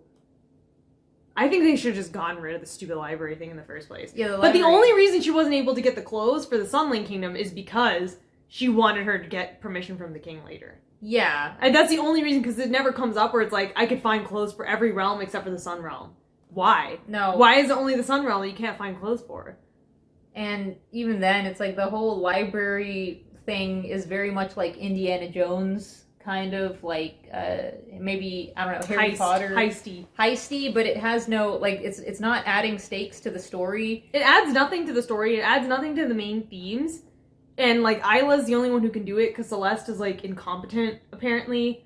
So Isla has to break into all these libraries herself. And just the whole thing with the bond breaker, like, should have just been cut, and it should have just been about the heart of the island. Yeah. That's what I would have said if I was her editor, but I feel like Alex Astor is, like, really stubborn or something. Yeah, but she's probably one of those people who think she's smarter than everyone else. If you cut the thing about the bond breaker, you'd be cutting out, like, 40% of the book. With the libraries? Well, then just, like, replace that with them looking for the heart of the island. No, but how do you do that for 100 days? She could be going to the different libraries to find the different realms' information. And instead of the libraries, like, being on different parts of the island, which was really stupid, how they have, like, parts of the island connected by drawbridges, she should have been using her star stick to go to their actual lands. That's what I thought. To go to their national libraries. Because it's really confusing how there's, like, Lightlark, and Lightlark has people from, like, Skyling, Sunling, Starling, and Moonling living on the island. Yeah. But Skyling, Sunling, Starling, and Moonling also have their own mainland, too. So it's just stupid. It's like, why does the island should just be where the Sunlings lived, and at one point, all of them lived on the island in harmony, but now only the Sunlings live there. And the Sunlings have their own library there, so that's the library she goes to first. Yeah. And then she has to go to all of the different mainlands and travel there using the Star Stick, because otherwise the Star Stick barely gets used in this story. Yeah, I thought that's what the Star Stick was going to be used for, because the story starts with her talking about how she falls through puddles of stars. All the time. All the time. And then she never uses it again. Yeah, like there's so many points where I thought she was going to use the Star Stick. She uses it to escape from the Moonling Library later. But it's also her only power. Yeah. It's her only power, and she, like, never uses it. And it's like, if you had it to the point where it's like that dark forest idea that we were talking about earlier, it would make sense as to why the libraries were like off limits to people who are not from that realm, because then it would be like all of our secrets are in there. It's like you can't go Fort to Knox. you can't go to our Pentagon equivalent or our Fort Knox CIA, or like, you know, like a advanced research institution. Area 51. Yeah, you can't go to our Area 51. So that would make sense, but from what I can tell, there's no real reason why it's like... Why do they have libraries why would the bond breaker be on one of the libraries on the island if those are all abandoned outposts? Yeah, I don't understand that. And they're like, okay, if you wanted to have them be ancient ruins, then make them ancient ruins. Why do people live there? Yeah. Why are they guarded? They should just be like ancient ruins, ancient relics. Yeah, I don't understand why... Like Uncharted levels. Yeah, I don't understand why they're guarded. And then also, like, she said that she read about the bond breaker in a bunch of different books, and she read that it would be in one of these libraries. Yeah. But it's not in any of the libraries. It doesn't exist. Exactly. So it's like, what book did you read that told you that? No, Celeste read the book. And Celeste came up with the plan. Celeste's plan. Again, that's another one of those things where it's like, if this was like a Dark Forest sort of story, then they would have no reason to work with Celeste, right? No. It would be like, no alliances forged here because you're better off not making yourself known for self-preservation reasons. Yeah. Right? And so to trust Celeste based on this flimsy story that isn't even real it's so convoluted. It's very convoluted. And Celeste was playing the long con, too. Yeah. She, like, raised her. She was in contact with her guardians while she was being raised for this purpose. It's so convenient. It's stupid. It's very stupid. But, yeah, no, if she and the king were going to all these ancient ruins, or if she and the king were going to the mainland and sneaking into, like, their current day libraries with their current day information, and they all had a piece of the puzzle, that would be more interesting, and it would make more sense. And it can all just be related to the Heart of the Island. Yeah. Because the Heart of the Island is, like, a separate concept. Basically, we can just time skip to the part where, after all their demonstrations, which were really stupid. Yeah. Because, like, there's, so we just went to Azul's, we had Grimm's. Isla's demonstration is tell me something that would be of use to everyone if we should spare your realm. Yeah. And, friggin' Azul invented paper planes. No, he highly sophisticated system of communication. It's paper planes, bro. And I was wondering, like, what happens if you send a message over the ocean and there's a rainstorm? How can they control the wind from that far away? No. And the paper just gets soggy. And then in the last 10 pages, it's revealed that the nightshades can communicate through mirrors anyway. So it's like they've invented, like, phone screens, like video calls. Yeah, this is stupid. They've invented long distance, basically spooky action at a distance. Yeah, quantum entanglement, video calls. Yeah, video calls. Yeah. So that's dumb because he can spy on her through mirrors. Yeah. So I was like, just use that. So that was Azul's his big contribution is paper planes, which is very, very nice, Azul. Go sit down in your corner. Yeah. Grimm says, "I have none. I'm worthless." But see, the thing is, Isla thinks she's gonna throw him a bone because he told her in advance what his demonstration was. So she goes and tries to return the favor, and she's like, he had ample time to prepare because everybody else just had an hour to prepare. And you would think people who are like centuries old would know what they can contribute, right? So they wouldn't really need much time to prepare. That'd be like if somebody asked you, like when you apply for a job, what can you bring to this company? And you're like, oh crap. Yeah, I don't know. I've never thought about this before. Exactly, like during the interview, what could you bring to this company? And your memory is just blank. Yeah. And you're like, I don't know, like any job that I've worked in the past, I couldn't tell you about. Yeah, exactly. I just forgot. I did nothing but take. Yeah. So Grimm says we can offer you nothing. That's a lie, because everybody knows what nightshades are capable of. Nightshades have like the most OP powers ever. What are you talking about? So that's a friggin' lie. You could stage the best movies. Yeah. Like VR level movies. Like, what are you talking about? Yeah. So yeah, I mean, that should be a job. There should be like plays, the Nightshade plays should be like renowned across the land, because if you go into a Nightshade play, you're like in the story. It was like when we did the cash grab story, we have the clairvoyant class of people. Yeah. Citra can pull people into her mind, Mm-hmm. and they're storytellers. Mm-hmm. Their family was a bunch of storytellers, Mm-hmm. and they had illusion powers, and they could draw the audience into the illusion and make the play really dramatic. Yeah. That was something that we thought about. But this guy, I can't contribute anything. I would think that the Nightshades would have like the most advanced like theatrical arts. Yeah, theatrical arts. Like Shakespeare in this universe lives in the Nightshade land. Yeah, and they're like composing renowned poetry bards at night. At night. Yeah. Yeah. And he also keeps talking about carnal pleasures. Oh my god. The Nightshades. And so then Cleo says that... But I thought that was a wildling thing. Yeah, I mean, she doesn't really... I mean, wildlings don't really do anything in the story. They're cursed with beauty. I don't know. She says at one point. She says... I mean, the thing that's confusing is she says she could have had Grimm following her off a cliff with wildling power. Mm-hmm. Because that's like their ability, like to seduce people or something. But then it's revealed she doesn't have any powers. So no, but she says every wildling is cursed with beauty. What does that mean?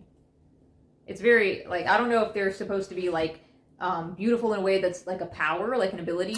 No, I think their power, their seductress power, is tied to like, it must be tied to some sort of empathy ability or like pheromones or something, but it's never explained because she doesn't have that ability. So she's using good old fashioned seduction by just dressing scantily, but she never does anything to seduce anyone. No. But it's so funny, I just thought of this. She's half Nightshade and half Wildling, and if the Wildlings are supposed to be Latino and her dad's a Nightshade, Alex Astor is half Latino, half white, and her dad's also white. So it's just a self-insert character. It's a self-insert character. Yeah, but I mean, like, that's another question. If you're half Nightshade, half Wildling, do you inherit both powers? Yeah, she did. At the end, it was revealed. But the Nightshade power was stifling the Wildling power. So the powers are heritable. Yeah. So, I mean, that's another completely... That's like Naruto, where you have Kekkei Genkai, and people in different clans marry each other. It's like the Pokemon dual type system. Yeah, to have lines, like lineages with the most powerful abilities. You would think that they would be sending people to different lands to work out, like, reunions between people in order to build up their power and stuff like that. But that's another thing that's not really explored world-building-wise, right? No, and it would make sense if there was no intermarrying due to, like, a Dark Forest type situation. But even then, you would expect, like, some clans who would break that tradition so that they could have really powerful magical abilities. Yeah, like, could you imagine a Skyling and a Moonling?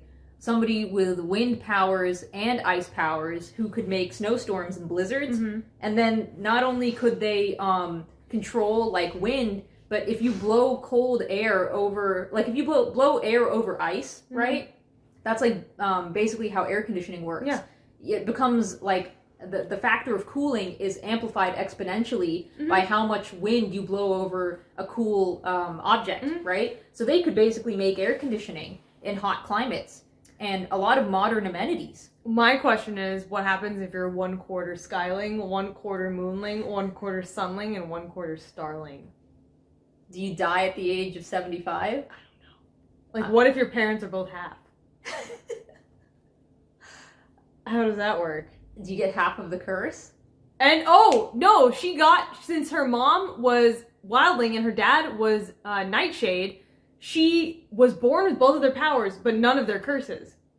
Isn't that convenient? No, if that's the case, then why doesn't everyone just immediately intermarry? Yeah. 500 years ago... Guys, I figured it out. I figured it out. Yeah. All you have to do to break the curse is not marry somebody from your realm. Yeah. In 500 years, they'd be gone. Exactly. Oh my god, she wrote the biggest plot hole in her story. That's really Unless everyone's like unbelievably racist, why would they just marry each other to get rid of the curses? I don't know. I just cracked the code. You wrote the biggest, in your desire for your Mary Sue, you wrote the biggest plot hole that invalidates your entire story. No, but you know...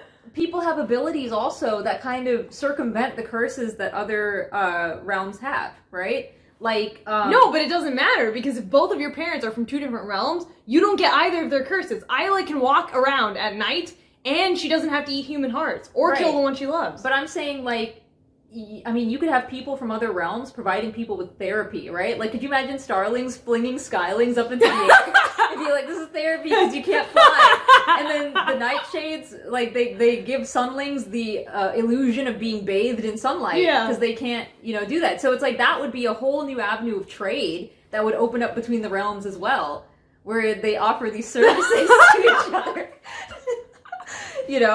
Oh my god. Right? And Moonlings can have it so that if a... Moonlings can have it so that if a Wildling kills the one they love, they instantly heal them. Exactly. They make an artificial heart and since they already fulfilled the curse, it's like they could go ahead and live with the one they love forever. Exactly. Because they already killed them. Yeah, so you could have a really interesting, like Lightlark could have been like that. She could have seen that going on in Lightlark and be like, oh my gosh, the people here found a way to help each other with their abilities to circumvent the Call curses. a Moonling, I think I love you. Exactly. Somebody call a Moonling, And then like, oh, I have to go to my starling therapy, and then like boing, and then the Nightshades give the starlings therapies by trapping them in these Lotus Eater machines where they live out in an entire lifetime in 25 years. In 25 years, so they're all hooked on the VR sauce. Or they live to 24, and then for the final year of their life, they all go into the Matrix. Exactly. Like you could have had something like that, or. I mean... I can't believe she wrote a plot hole into her story because she wanted the main character to be OP with no curse. Yeah. Wow! Yeah, so Celeste's demonstration is... She's got an hourglass that ticks down the minutes, and she's got a mirror, which is a starling artifact. Yeah, it's an artifact. So not only do they have powers inborn, but they also have enchanted objects. Yeah. And it's weird because everybody's like old, and they all know history, but they don't know what any of these artifacts are or where they come from. But apparently the mirror shows you your greatest fear, and then whoever beats it in the least amount of time wins the challenge. And there's spectators watching, and I think Cleo beats it in like a minute. 2 minutes. Yeah, 2 minutes. Oro beats it 3 in minutes. 3 minutes. Yeah. Azul, I don't know. It's like 4 minutes. I don't care. Yeah. 4 minutes. Grimdark, it's like 4 minutes, and then Isla is like 6 minutes. But then by the time she gets out, everyone leaves because they got bored. Yeah. And Cleo won. Did they say what Celeste's time was? I don't think she does it. It's like 2 minutes, Cleo, Grim just under 3, Celeste did hers in 5. Okay. Azul took 5. Oro took it in 3. I don't think Celeste takes it. No, it says Celeste did it in 5. Oh, Celeste did hers in 5. Yeah. Yeah, so Isla had the worst one. Yeah. Worst time. And her fear is lame. Yeah, it's just being trapped forever. But anyway, yeah, so that was that. The only reason that Celeste had that as her trial was to get everyone's handprint on the mirror. And then with the handprint, she used the gloves to capture their essence into the human skin gloves, which is like, why couldn't you just wear the human skin gloves and then like shake someone's hand? Or like they're touching things in the palace all day long. Yeah, just grab a mug. A goblet. Yeah, a mug that they used at breakfast. You don't need to use the silver mirror because this trial doesn't come up ever again. No. All the trials are pointless. Yeah. All the demonstrations are pointless. The whole bond breaker library breaking into thing was pointless because it ends up just being in like the king's private library. Yeah. So then anyway, yeah, that's Celeste. I think we already covered we covered Isla's, we covered Celeste, we covered Azul's. That was to show your power. We covered Grimm's. We were halfway through Isla's, but basically, Azul gives the paper planes. Grimm says nothing. Yeah, Grimm says nothing. Celeste says that the starlings can forge metal, like can conjure swords or something, but it takes like 10 starlings to conjure one sword. But we don't know how the current sword forging process goes, so we don't know if this is actually useful. Apparently swords are so common that they're just imported into weapon stores. Like, apparently they're so common and the craftsmanship is so easily accessible that you can find really good quality swords just on any island. Yeah. Like, in the local town, you just go into a weapon store and you buy a sword, like going to friggin' Bass Pro. Yeah. The Bass Pro shop or Dick's Sporting Goods. Yeah, and it's not like you have to visit a blacksmith and they have to custom... Like, that's what irritates me. It's like, back in the day, you had to get a custom forged sword by a master blacksmith, and that level of skill was really difficult to acquire because there were no machines. You had to hand forge everything. Yeah. So it makes no sense for Isla to leave her own weapon at home, plus that's the weapon that she's trained with, that she knows intimately the balance and the weight of that sword.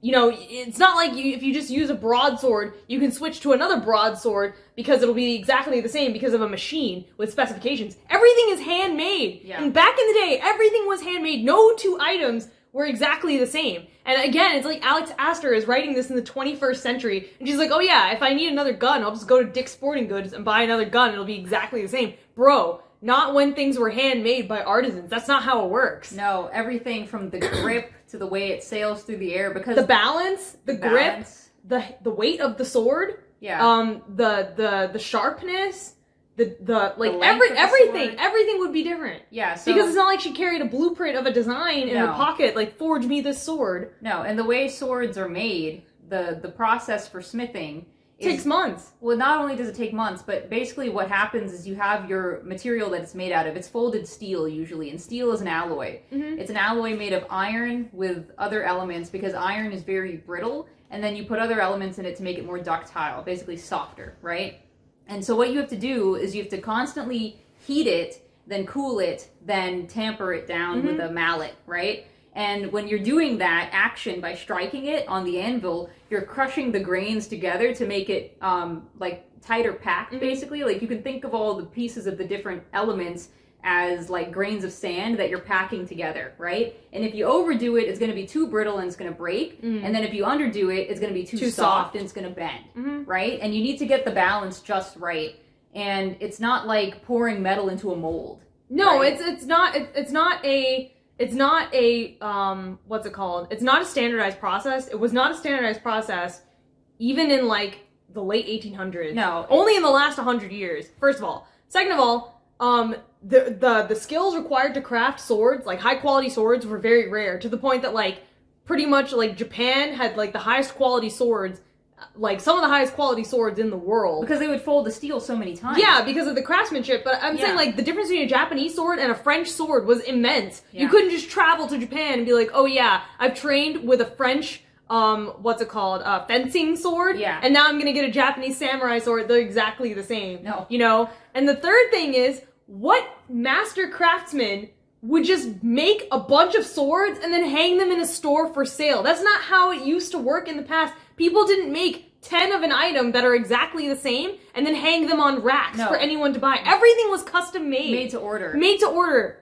Like, that was the entire Industrial Revolution was going from made to order artisan crafted goods to, fungible goods, widgets. Where you have one thing is exactly the same as the other. You could walk into a dollar store and buy us 2 sponges and they're exactly the same. That's not how it was. No. Even 100 years ago. Could you imagine Grimm tells her you're going to need a sword because my demonstration's tomorrow? And she says, who can make a sword in a day? Exactly. That's impossible. Exactly. I have to go see a master starling smith. Yeah. But anyway, who doesn't bring a sword to a friggin' bloodbath? Yeah. Who doesn't bring a sword to Battle Royale? No. You brought 5 dresses, 10 dresses, but you didn't bring a sword? No. It's stupid. It's very It's stupid. so dumb. It's like, the person who wrote this, like, just don't set it in medieval times. You don't know anything about economics. You don't know anything about history. You don't know anything about, like, global trade. You don't know anything about, like, where Smithing. cocoa beans come from. Yeah. This is dumb. Manufacturing. Dumb. All that stuff. Yeah, so... Dumb. So the Starlings make a bunch of swords, and Isla is like, kind of like, oh, she thinks it's pitiful because she sees how it took 10 of them to make one sword. But the fact that they could make a sword like that... In 10 minutes. That's like way faster. That's invaluable. If you showed that to some peasant in the 16th century, they'd be like, oh my god, you know?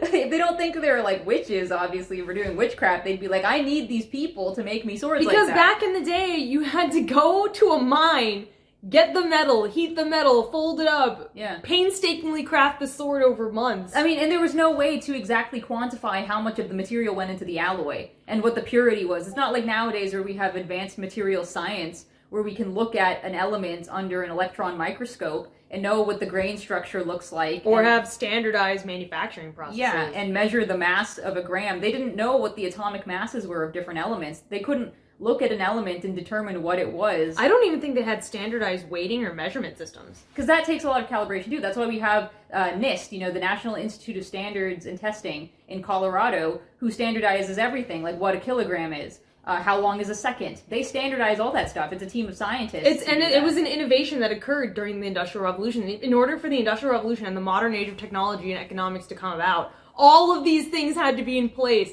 Up until the Industrial Revolution, you can't walk into a store and have 2 of the exact same product on the shelves. Even in up until the 1950s, I don't even think that was the case, because the United States had to invent a bunch of agencies to standardize goods. Yeah. Like, meat was not fungible. You could go and get meat from the butcher and die of food poisoning. Of course, yeah. Up until the 1950s. Yeah. So this is just stupid. Yeah, so... So yeah, that was the Starling demonstration, was forging swords in a minute. I'd say that's pretty darn good. Then Cleo says... We have ships. Yeah, we have ships. And nobody else has ships, apparently. Yeah. But why do you need ships if there are portals?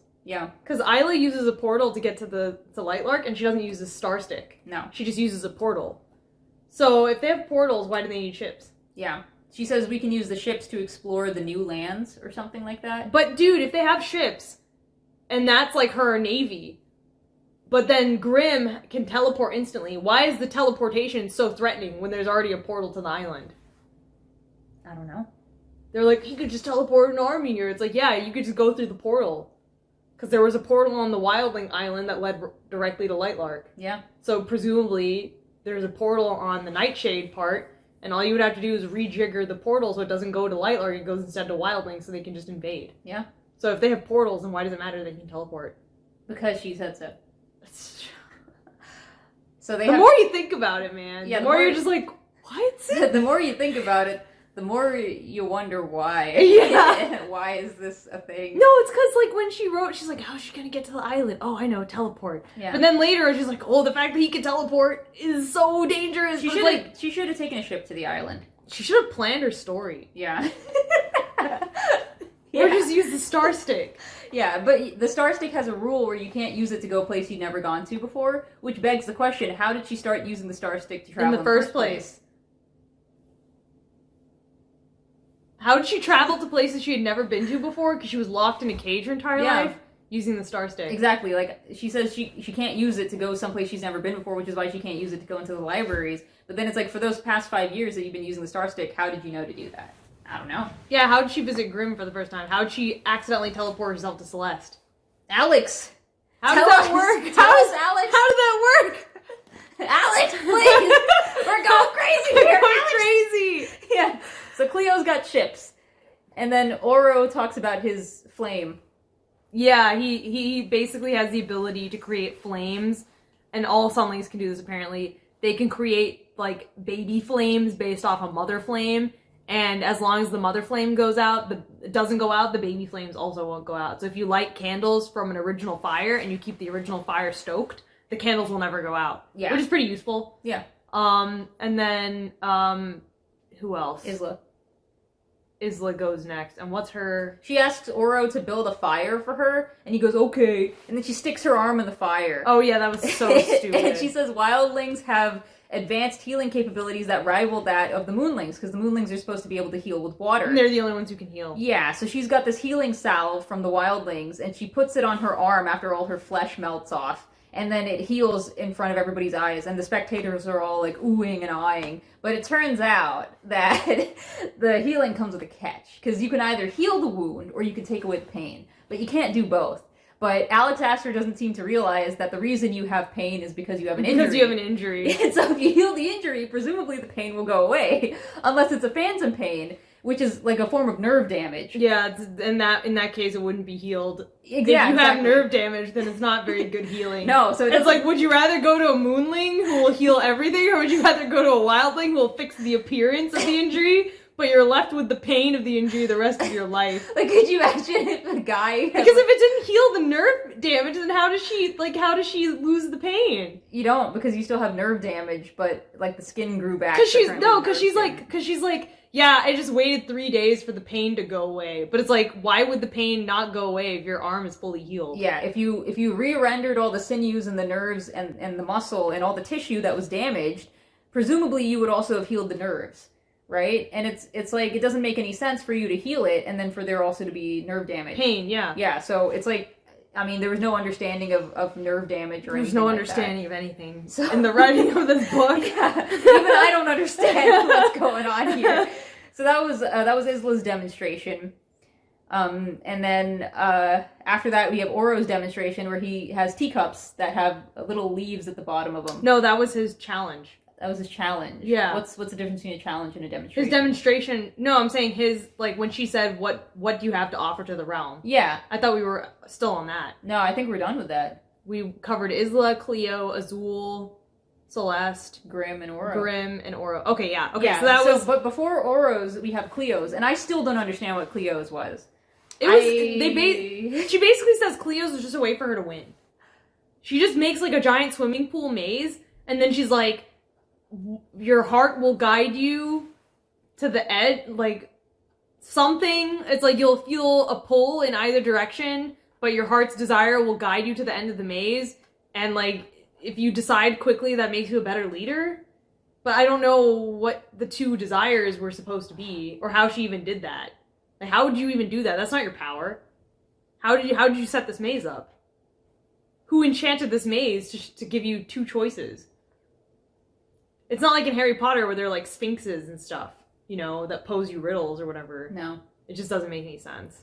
Yeah, so it's... So it's like a maze, and then every time you hit a dead end, you, like, feel a tug between, like, your heart's desire and, like, your duty or something. But it's like, who set this up and how? But anyway, all that matters is that Cleo wins. Yeah. And Isla wins, or she completes it, and she gets to a plaque, but she doesn't bother reading what's on the plaque. And it's like, why didn't you tell me what was on the plaque? Did they ever tell you? They never tell you what was on the plaque. Okay. So I don't know if she actually chose her duty or her heart's desire. And it has nothing to do with the themes of the story. It has nothing to do with what happens in the end. No, I mean, if you wanted to go with the whole idea of... First of all, I think the demonstrations are stupid.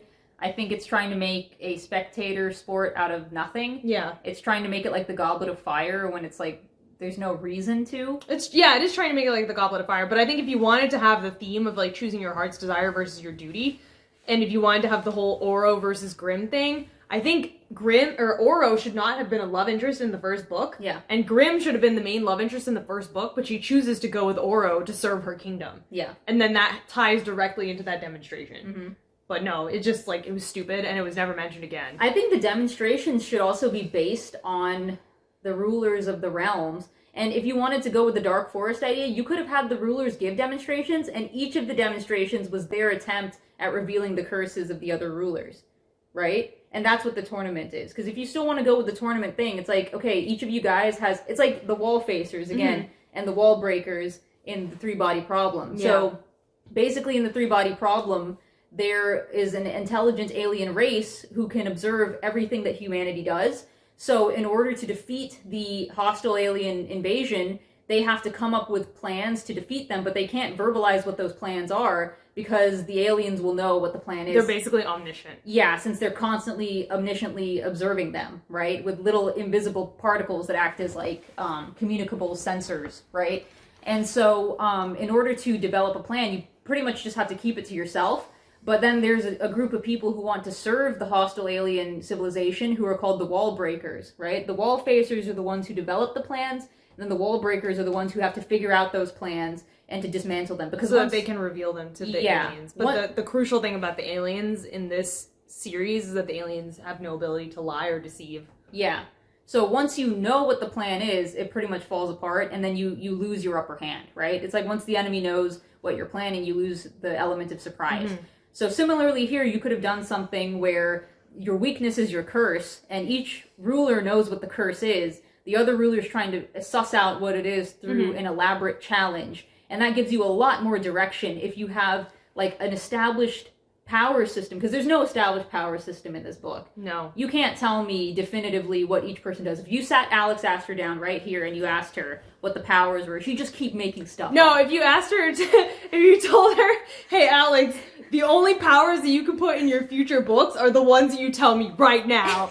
And those are the only ones you can limit it to. She would just list everything. Exactly. She would list everything. Yeah. And then you'd ask her to, like, clarify who has what power, and she'd be like, oh, I can't do that. Exactly. Sorry. Yeah, she'd be like, I just can't. She just can't help herself. She just has to keep pulling stuff out of midair. Yeah. Like a magician conjuring a rabbit out of a hat. Mm-hmm. And so if you just limited it, though, so that each ruler has maybe 3 powers, right? And the citizens of their realm have, like, 1 power, then the ruler has 2 additional powers. And then the curse is directly related to those powers, but unless you verify what the curse is through some observational means, you don't know exactly what it is. Right. So it can't be guessed. You could have had each ruler set up a challenge to determine what each other ruler's weakness is. And since there's 6 rulers, it's like the person who loses the match is the one who's the closest to revealing what their curse is, right? So every demonstration that ticks by, you're in more and more danger of revealing what your curse is, right? Because it's like every single time, depending on how good the challenge is based off the other Centennials, you'll tailor the challenge to narrow in more and more and more. To be like, okay, last Centennial, we tried this. That didn't reveal what this person's curse was, but they got really nervous about this. So let's try this year. But there would never have... You you couldn't have clear winners and losers, though. No. It would just be like the stakes. Yeah. Those would be the stakes. Yeah. The stakes would be that as the game goes on, you get closer and closer to revealing what your curse is, and you have to make sure that they reveal their hand first. Yeah. So there'd be no winner and loser, because it doesn't make sense, even in the context of this story, for there to be judges and winners and losers. It doesn't make any sense. It's just to turn it into like a Goblet of It's just Fire. to turn it into like the Hunger Games, but the Hunger Games only made sense with like an outside judging force, because the main characters were oppressed. Exactly. But like these guys are the rulers, so like who cares what the people think? They're not. It's not a democracy. No. So like, why did the people? What did their opinions matter? And also, why does the Centennial take place every 100 years? Is that just when the storm stops on the island, so they can only do it every 100 years for 100 days? Yeah. And so that storm is related to the curse. I guess it ends up being the souls of all the people who died because of the curses. I forgot. That's right. No, but my question is, if there's a storm on the island all the time, and you can't travel by boat, how come you can't just use the portal to get onto the island? Because there's a portal. It's like you teleport there. Whoa! Does the portal you away. Does the portal only work once every 100 years? If so, why? That's so arbitrary. Whose magic is the portal working? Who created the portal? Is it like an enchanted object, or is it Nightshade magic? I have no idea. Yeah, so a lot of unanswered questions. But yeah, you could have made the demonstrations a lot more focused, and it could have been something like, from studying wildlings, we know that they have like, because the wildling curse, let's say it's still that they kill people that they love, and they have to eat human hearts. And they can be like, oh, there was a recorded journal entry from a thief who snuck into wildling territory to steal gemstones about 10 years ago, right? And it's very valuable because there's no printing presses in this world. We have the only copy of this journal entry in our library, right? And it says that the wildlings, it's a recorded entry of a guy interacting with the wildlings and all their observations of their culture, right? So this is potentially really useful because if we study this, we might be able to find out what their curse is. And so she sneaks into the library to steal that single copy since they don't have printing presses, and she destroys it, thereby taking away their advantage. But it could be like during the demonstration, since they have 100 years to prepare for these demonstrations, like they had 100 years to prepare, and these demonstrations suck. Right? Not only that, they had 100 years to figure out the prophecy, and it's trash. And it's like, what are you doing? What do you, like, do you only think about it 100 days out of 100? Like, this is the epitome of procrastination. It's like, oh yeah, the curse. I'm only gonna work on it 100 days out of 100 years. Like, you had 100 years to do the assignment, and you only spent 1/3 of a year doing the whole thing. Especially because the King of Lightlark is on the island. He's on the island 24/7. 100 years at a time. He was there for 500 years. Yeah, and he still didn't find the heart of the island. It's like he waited for the Centennial. This has to be a team project. I'm not doing it by myself. What a dumb idiot. It's so stupid. No, but like, if you wanted there to be a long period of time to pass between the curses and the Centennial, you could have done the thing where it's like, immediately they went Dark Forest, no communication, and it's been X number of 100 years, and their societies have developed in isolation, and so they have different languages now, or different enough languages that they wouldn't be able to communicate very well with each other, but they kind of understand each other, and, that would create like a language barrier, a communication barrier, and then the only reason they're working together now is because the prophecy has like a time limit before the curses become permanent. In 100 years, the Skylings only just figured out how to send paper airplanes to each other. 500 years. In 500 years, guys, look what we came up with. That's the best you got?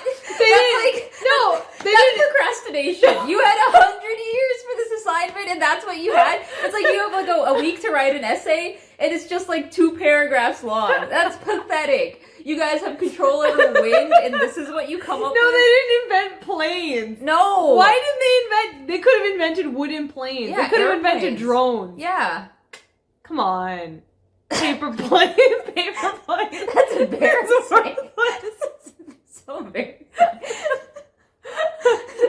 We can play the mountain like a flute. Doom, doom, doom, doom. It's so dumb. Yeah, so that Isla's demonstration just shows how embarrassing everybody else is. And then what are you doing? Yeah. What are you doing with your time? Seriously. The Moonlings have an obsession with death. The Skylings invented paper planes. nightshades did nothing. The starlings are the only useful one. And then the sunlings. But the thing that annoys me is that she kind of dismissively talks about the starlings. Oh yeah, she's like, oh, the paper planes are so impressive, but the sword, I've seen better. I don't know about that. And it's like, really, dude? Our like, Toyota factories can do a much better job. So, I mean, that's just stupid. It just calls into question a lot of stuff. Because in 100 years' time, a lot can change. Especially if you're in an arms race, like we said. I mean, nobody invented a printing press. Well, the starlings should be like friggin' Unga Bunga, because they die when they're 25. They should all be a bunch of strung out raiders who sniff like moon candy or something. Moon dust. Yeah, moon dust. High on the moon. No, stardust. Yeah, stardust. You can have them have a drug trade called stardust. But I mean, honestly, a printing press is just a bunch of metal block letters, right? The old school printing press was literally just a bunch of stamps. Yeah, metal block letters. Aligned, that were all standardized shapes, and then you just had a press. Yeah, you pressed that did it. all of them at the same time. Yeah. Monks would sit and just align the letters all day and then press it down, and that's how you improve literacy rates by like exponentially, right? Yep. And in this world, she says that people are at the Sun Library all the time, so they can read. They're literate, like the civilians How are they literate? There's no printing press. How? No, even if there is a printing press, even when there was a printing press, up until like again the late 1800s, and even into the 1900s, literacy rates were really low. How does Isla know how to read? Because she's a royal. Only royals could read. Only royals and nobility were educated. They don't talk about education at all in this book. No, they don't. But peasants were famously illiterate. Yeah. Like, I think the literacy rate was like below 60% Yeah. at the turn of the century or something like that. And there's no like organized religion, like a book that everybody would be reading, and that's why you learn to read is so that you can read the book. No. What do you think of this stupid hair dye thing? It just it's dumb because it's like she has to, disguise herself to sneak into the other realms, but it doesn't really have anything to do with the story except it's another one of those like wish fulfillment things where it's like a fun transformation sequence. Not only that, but it's introducing another system of magic. Yeah. Potion making. Yeah. So there's enchantment, there's potion making, there's the realm powers, and then there's also flares. Yeah. And then there's also curses. So that's what I'm saying. It's like, it's a dumb wish fulfillment thing to like get new outfits and then change your hair color, and it's like, oh, that's neat. But then it's like by introducing that, you're opening up a whole new can of worms of like, who oversees that kind of magic? Who figured out how to do that? They don't have access to books, or like there's no printing press, right? So it's like, how would you know how to do that unless that's like a specific wildling skill? Potion right? making? Yeah, potion making. They never explain it because some of the stuff she had to get from different realms. Yeah. And basically she had sparse hair dye instructions and a piece of parchment. From where? Taken a page from one of her guardian's books. They're going to notice that's missing, because it's like if you have a book of spells, you're going to be consulting that thing every single day. Well, the other thing is, how come they don't just have wigs? Yeah. Like, wigs have been used since ancient times. It would be much easier to get your hands on a wig than to dye your hair. Especially because she's described as the most beautiful woman on the island, so not only would she look physically different from them, because I'm assuming like over 500 years, each isle has like different characteristics. Different characteristics, so they've evolved differently. So it's like they look it's like... It's not evolution, it's bottleneck. The bottleneck effect. Yeah, the bottleneck effect. So it's like people... They would basically be different races, right? Well, not even different races. It's like there's a lot more redheads in Ireland because of the bottleneck effect. Yeah. Most people in Northern Europe have blue eyes because of the bottleneck effect. It's because of the small population that genetic trait predominated. Yeah. That's what it would be like. It's 500 years. It's really more like different places of Europe. Yeah. It's not like Asian and Caucasian. That goes back thousands of years. That's true. So the better example would be like... England and America. Well, even still, like, if a Californian showed up in Texas, you would still be able to tell the difference after, like, interacting with them, Yeah, their culture. Yeah, like, and their accent. Even somebody from Wisconsin. Like, if a person from Wisconsin came to Texas, you would be able to tell the difference. It's like the difference between an American and a Canadian. Yeah, like... Americans and Canadians look very different. Yeah, to my eyes. Same. It's like, you talk about Justin Bieber, Elliot Page, Ryan Reynolds, all look the same. Jim Carrey, all look the same. The cast of Schitt's Creek, very Canadian looking, to the point that I watched it and I was like, this isn't set in America. Where is this? Yeah. And then I looked it up and I was like, oh, it's set in Canada. That's why everybody looks like that. Mm-hmm. So, yeah.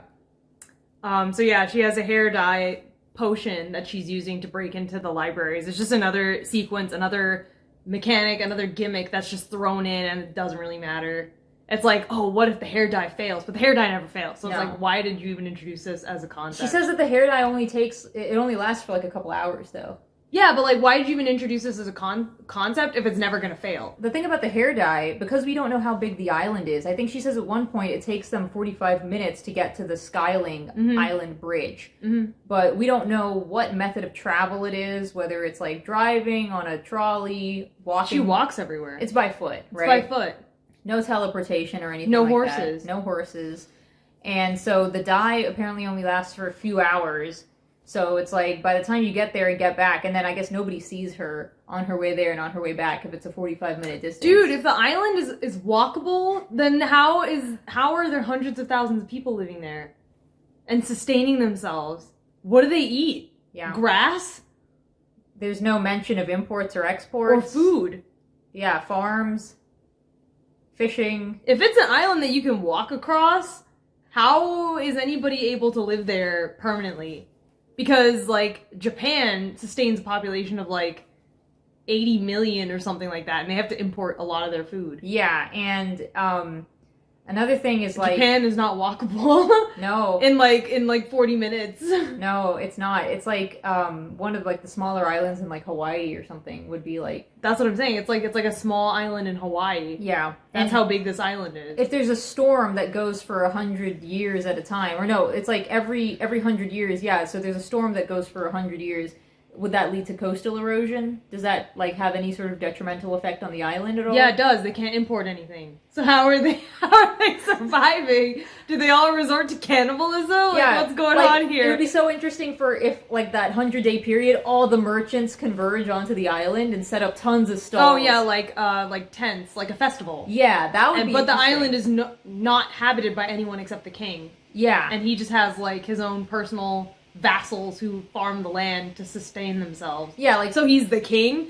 but he lives a very meager existence, ironically, because he's chained to the island. Yeah, like, if he lives in a castle and he's got his wilding ability and he grows enough food for, like, to enrich the soil, but his serfs go and like, take care of the land. Yeah. Yeah, and then they prepare his food for him, and he just has to worry about keeping that population satiated with his powers.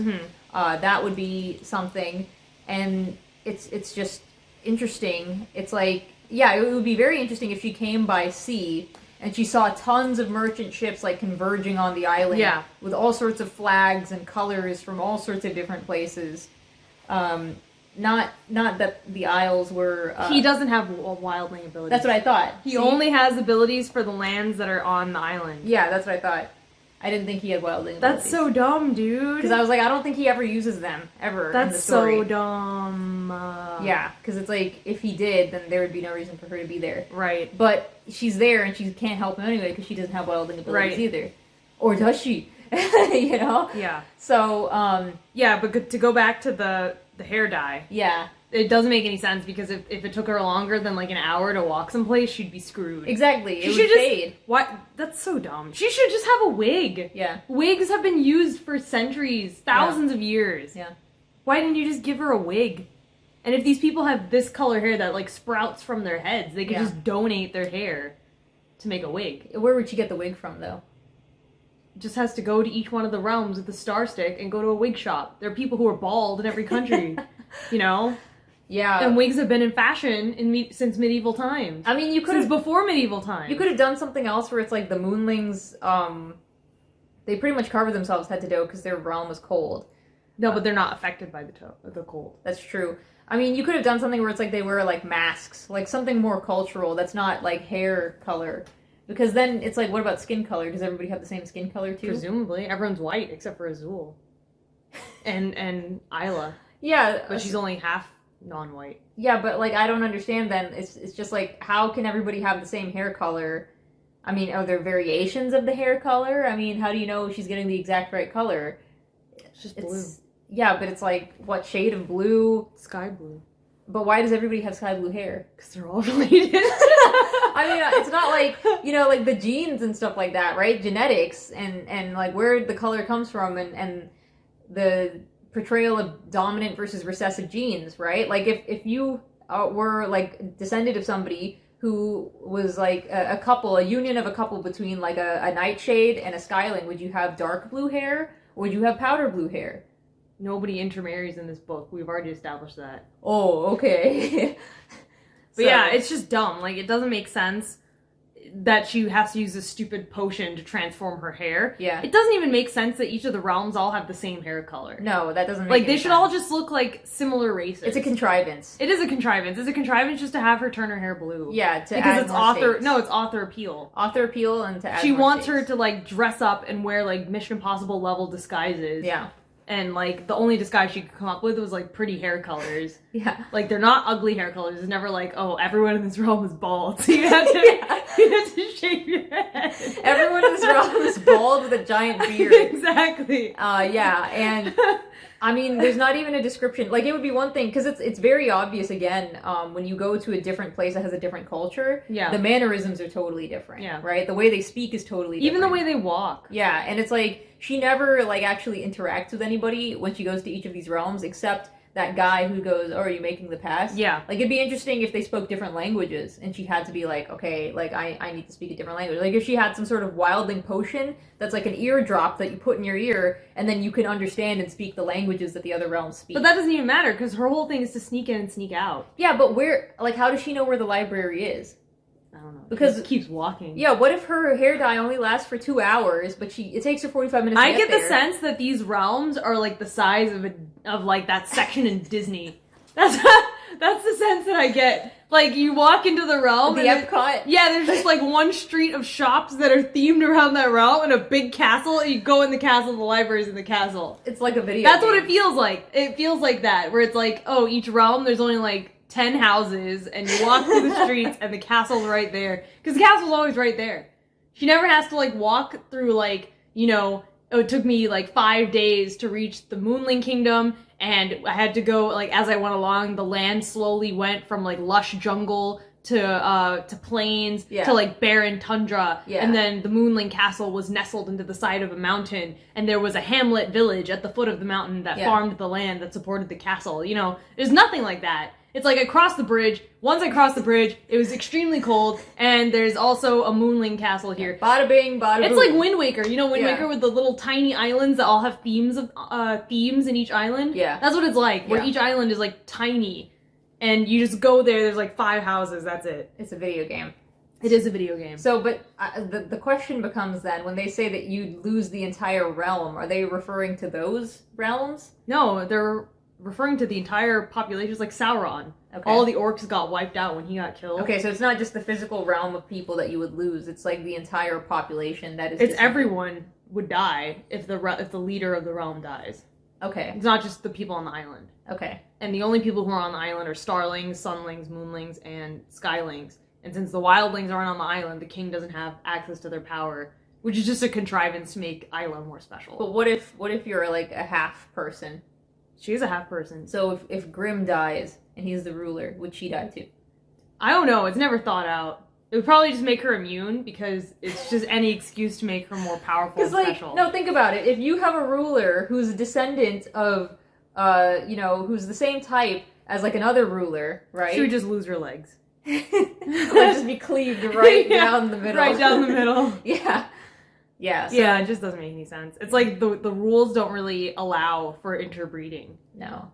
So that was the potion. I think the one thing that we have left is Oro's last demonstration. Yeah. So do you want to cover that? Yeah, so Oro's demonstration, basically, so I think before Oro's demonstration, she goes to the Moonling Kingdom, and she gets really sick because it was so cold, and she was being bashed against the floor by the motion of the ocean.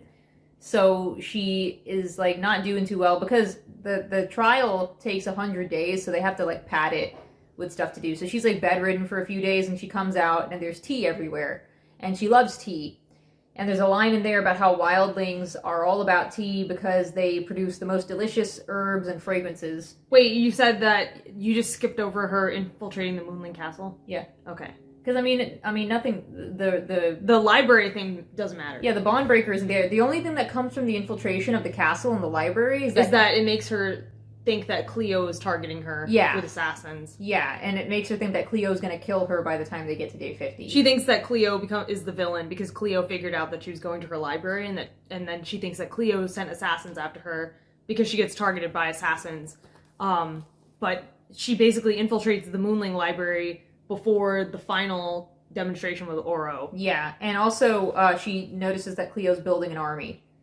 Yeah, Cleo has a lot more guards and security presence on her island than anyone else. Yeah. And so, but she wakes up after that horrible event of going to the castle because it's ice cold and she doesn't have any warm clothes and she was freezing and the ocean was slamming against the castle because it was a full moon. And she gets up and they have tea. And so they have golden tea, red tea, and blue tea, I believe. And blue tea is the first one to be drank. Mm-hmm. And she's like, oh, it's delicious, etc., etc. And then at the bottom, she sees some, like, leaves. She drinks the red one first. Okay, so she drinks the red one first. But the point is, she drinks all the tea, and then at the bottom of each of the 3 cups of tea, it tells you what your secret is. And it's like a 3-word secret. And everybody kind of looks at their cup very, like, anxiously. Perplexedly. Yeah, they're, like, perplexed and anxious. And Oro's demonstration is that, I mean, he wants whoever reveals their secret first wins, right? They're the winner of the challenge. Mm-hmm. But that's not really something that you can have a ranking in, right? It's like the person who lasts the longest is the winner, and it's so it's like the person who does it first. Yeah, it's the person who does it first, but it's like there can be no second place. Mm-mm. It's not like you can show people one part of your secret, and it's like, okay, you get bonus points for that. No, there's no ranking for this one. It's No. just, and there's no ranking for any of them. It's just whoever wins. I mean, there's kind of a ranking, because it's like, there's a ranking for beating the mirror. Yeah, but I'm saying it doesn't matter. The only thing that matters for these demonstrations is who wins the most of them. That's the only thing that matters.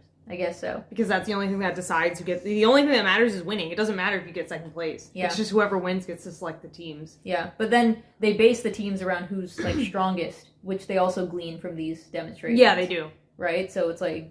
But the only thing that would prove that is the duel and then the power demonstration. Yeah, the duel and the power demonstration. So it's like for Isla's demonstration, where it's like... So, like, a leader, when you create the demonstration, you have the incentive of either using the demonstration to understand the other people's powers, Yeah. or using the demonstration, or creating a demonstration that you know you will win. Yeah.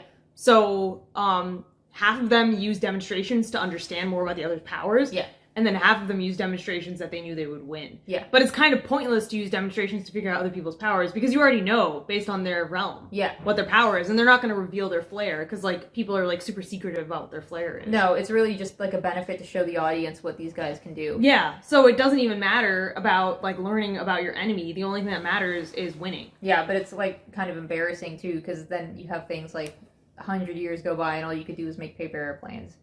So it's like, what's the point? Well, Isla only created her challenge to throw the scent off the fact that she has no powers. Yeah. But basically, they've all got their secrets, and we as the audience don't get privy to what their secrets are. Isla's secret is that she has no powers, and everybody one by one just tosses their teacups to the ground and they shatter, right? Mm-hmm. I think the first person to toss the cup to the ground is Celeste, right? Mm-hmm. Maybe that's foreshadowing for the the big bad plot twist at the end. But so she sends her cup to the ground first, followed by Azul. Azul, and then Isla. Isla, and then Grim. then Cleo, then Oro reveals his secret, and his secret is you want to be sitting down for this one. It's very shocking. His secret is I was shocked when I read it. Yeah. I was like, whoa, plot twist! Yeah, I was like, what? His secret is that he's dying. Yeah. Right? And so, the thing about dying as a ruler is that if you die, your realm dies with you, and everybody in your realm also dies, or everybody that you have jurisdiction over dies. So if he's like the Sunling guy, then all the Sunlings would die. And so he's got this kind of illness spreading, I guess. Yeah, he's got some sort of... I think everyone is getting weaker. They don't explain why everyone's getting weaker. Does it have anything to do with the curse? Like, is it because I don't know. a Sunling going this long without tasting the sun will die? She never explains why he's dying. She just says it has something to do with the curse, or, like, the life of the power of the island. Because when they get the heart of the island, he's instantly healed. So she never explains why he's dying. It's just connected to the curses and, like, the island somehow. But it's more like his lifespan would destroy the island than the island being destroyed affects his lifespan. Yeah. They never explain why he's dying. It's just at some point she notices that he has, like, a rash on his arm from going into the forest. Yeah. So he was looking for the heart of the island by himself. Yeah. But, yeah, they never explain why he's dying. But in 100 years, he couldn't find it by himself. 500 years. Yeah, 500 years he couldn't find it. So it's like, what makes you think you're going to find it this time, right? And not only that... He didn't even know about the heart of the island until, like, the last 100 days. Yeah. Like, right before the tournament. But then he was like, my brother told me about it, like, 1,000 years ago. I was like, dude. Yeah, and so another thing is, like, how long does it take for this illness to spread? Because it seems to get really bad really fast. Oh, he says, the curses. Centuries of rulers living away from the island. Thousands of our people leaving. It has all taken its toll on Lightlark, on me. Too little power was being injected to the land and not enough ability was being used. What does that mean? I guess it means that if you don't use your ability, like, the way it was intended without curse, then, like, you just lose your ability and die. Because all the wildlings start dying in the end, too. But I don't know why. Because, like, their curse has nothing to do with their ability. It doesn't hinder their abilities at all. I mean, the sunling ability and the curse is kind of related, but they don't necessarily get their powers from the sun. No. And the wildling curse has nothing to do with their ability. No. So why does that affect them? I have no idea. Like, it's very confusing. So then they talk about the key to breaking the curses. She joins with the king, and then the king basically invites her out to go jump in a hole. And he jumps into the hole, and then she jumps into the hole too. And basically he tells her that he needs her ability to search for the heart of the island, which is somewhere, he thinks it's somewhere in a plant, because it's connected to, like, living things and growing things, and also because a wildling was involved in creating the island, along with a sunling and a nightshade. So basically, he needs a wildling to help find the heart of the island, and they're searching in this hole that he jumped down. There's, like, a secret garden there, planted by the wildlings, but it's like, why would there be a garden not on the wildling island? I don't know. Another question is that if you needed a wildling to find the heart of the island, why not work out a deal with the wildlings? That's what I was gonna say. Why didn't you just transport a non-ruler wildling who has no incentive to betray you? Yeah, just make a deal with them and say, guys, I need a servant. Yeah, I'll help you, because there's starlings and skylings on the island. On the island. The only reason wildlings are not there is because they're cursed to, like, kill the people they love. Yeah, and it's like, well, don't worry about that, because, I mean, we're just gonna use you basically like a dog on a leash. Yeah. So, we'll give you guys, like, whatever you want, whatever resources you need. Can we work out a deal where you just send a scout over and help us look for this? Because if we find it, then we're helping everyone. Well, the biggest thing is he has no reason not to tell everyone about the heart of the island. Exactly. And he does so later anyway. Yeah. So it's like, why didn't he just tell everyone the second he heard about this thing to get everyone to look for it? Yeah, and everybody could work together. I don't know why why is there an incentive not to work together? It's not like what we were saying where it's like, you could have had the prophecy say only one survives. Yeah. In this one, it's like there's literally no reason why they shouldn't be working together. Yeah, unless one person wants to take the heart of the island for themselves and do something with it. But they don't even know what it does. No, so... And the biggest priority would be the curses, unless you're, like, Skyling. Yeah. It's like, oh, we just can't fly? Big whoop, you know? Yeah. Yeah, or a nightshade, where it's like, we have to stay inside at night. So then, anyway, now there's this new plot added where she's helping Oro look for the heart of the island, and there's, like, it's like the library thing where they search a bunch of different places, but, like, the fact that they're searching, like, 10 different places, just like she breaks into 10 different libraries, doesn't really matter because nothing happens. Yeah. Like, none of it goes anywhere. It's not like they search one place and then it leads to another clue, which leads to another place. It's just like, they search one place and then it's like, oh, we didn't find it. Yeah. And she got a bunch of thorns stabbed into her back that are, like, the size of an arm, you know? Yeah. How is she still alive? Who knows? Yeah. They don't really talk about her healing or healing salves No. or anything like that. Just that she has to, like, grit her teeth through the pain. They keep saying, like, her back teeth collided. Oh yeah, her back teeth snapped shut or something. Her back teeth ground together. I'm like, how do you bite so only your back teeth? Yeah, I don't know. Like, my middle teeth hit before I'm back to you. It's like an impossibility. And then another thing that happens a lot in the sections with Oro is that Alex Astor describes things as being too something. His skin was too pale. Oh, yeah. He was too blue. Right. He was too heavy. Right. She was too worried, like... But she was wrong. It doubled, tripled, and she bit down hard on what he offered. Again. Her eyes were closed so tight, her head hurt. She slipped in and out of consciousness, but she pulled every spike out herself. It wasn't until she was done and slumped against a tree that she realized she'd been biting into Oro's hand. It was covered in bite marks. She had pierced the skin in various places. She was too tired to feel shame. Gross. So they're trying to set up during these excursions, I guess, that Oro's going to be, like, another love interest. And then she's also, like, pining, I guess, for Grimm a little bit. No, Grimm is, like, so obvious. He just comes in and, like, makes all the sexual innuendo and, like, smirks all the time. Yeah. So he's, like, such an obvious love interest. Yeah, he's just but he ends up being the red herring love interest. And, like, meanwhile, when she's with Oro, she's, like, kind of, like, butting heads with him. Yeah. And she doesn't really get along with him, but they get to talking more, and they like, form a friendship and an alliance. But yeah, she's, like, helping Oro find the heart of the island, but then she's also helping Celeste find the bond breaker, and it's like, which is it? They should have both just been looking for the heart of the island. It's like a video game. It's stupid. It's really like a video game where you have two quests going on. Yeah, two fetch quests going on. And it's like, Celeste, dude, this thing, the heart of the island. Just tell Celeste about the heart of the island. Yeah. Like, what's she gonna do? Is she gonna say no? No, it doesn't exist.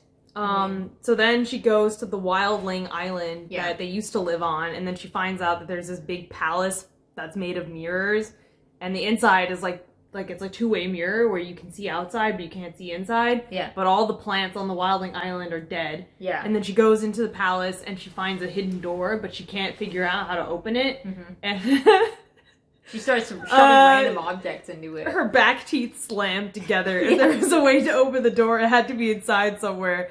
Isla walked up a winding staircase covered in dead leaves that were a symphony of crunches beneath her feet.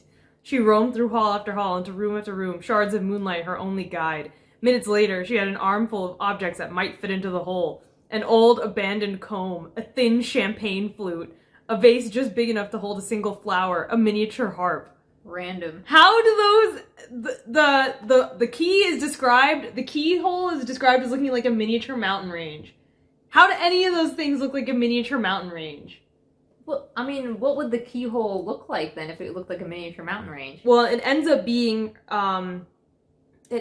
her crown that opens it. So it says, it was too long for a key to fit unless it was massive. She looked around for something that matched its intricate design, a strange pattern like a miniature mountain range. It's just her crown turned sideways. Oh, so it's like this, basically. Yeah. Okay. It's her crown literally like flipped to the side with the spikes on one side. Okay, so she's looking for something like oblong, like I guess like a comb or a champagne flute or a harp turned sideways. And she says it's too long. Yeah. Because it's the crown turned sideways. But it's like, if you wear the crown every day of your life, that'd be like, I wear like one of my earrings, and then I saw a little tiny hole that was shaped the exact same as my earring that I wear every day. Yeah. I'd be like, wait a minute, that looks like one of my earrings. Exactly. Like, come on. Yeah, she's a dummy. She's such a dummy. And I guess there was no recorded history of this room in the Why would you think, if it's a key that opens a secret door, why would you think it'd be a stupid champagne flute that could easily be turned to dust and lost to the sands of time? It looks like her back teeth slammed together a little too hard before she... Her back teeth slammed together so hard it caused an earthquake in her brain. Yeah. Stupid. She's got shaken baby syndrome. Seriously. No, but like, how come there's no recorded history of like, Isla, when you get to this island, the first thing you gotta do is go to this like old palace. Yeah. That's on the old Wildling Island. You gotta open the door with your crown. 4 other rulers have been there before her, and none of them mentioned the secret door. And they all had crowns, too. None of them could put it together. They were too big of dum-dums to put that together.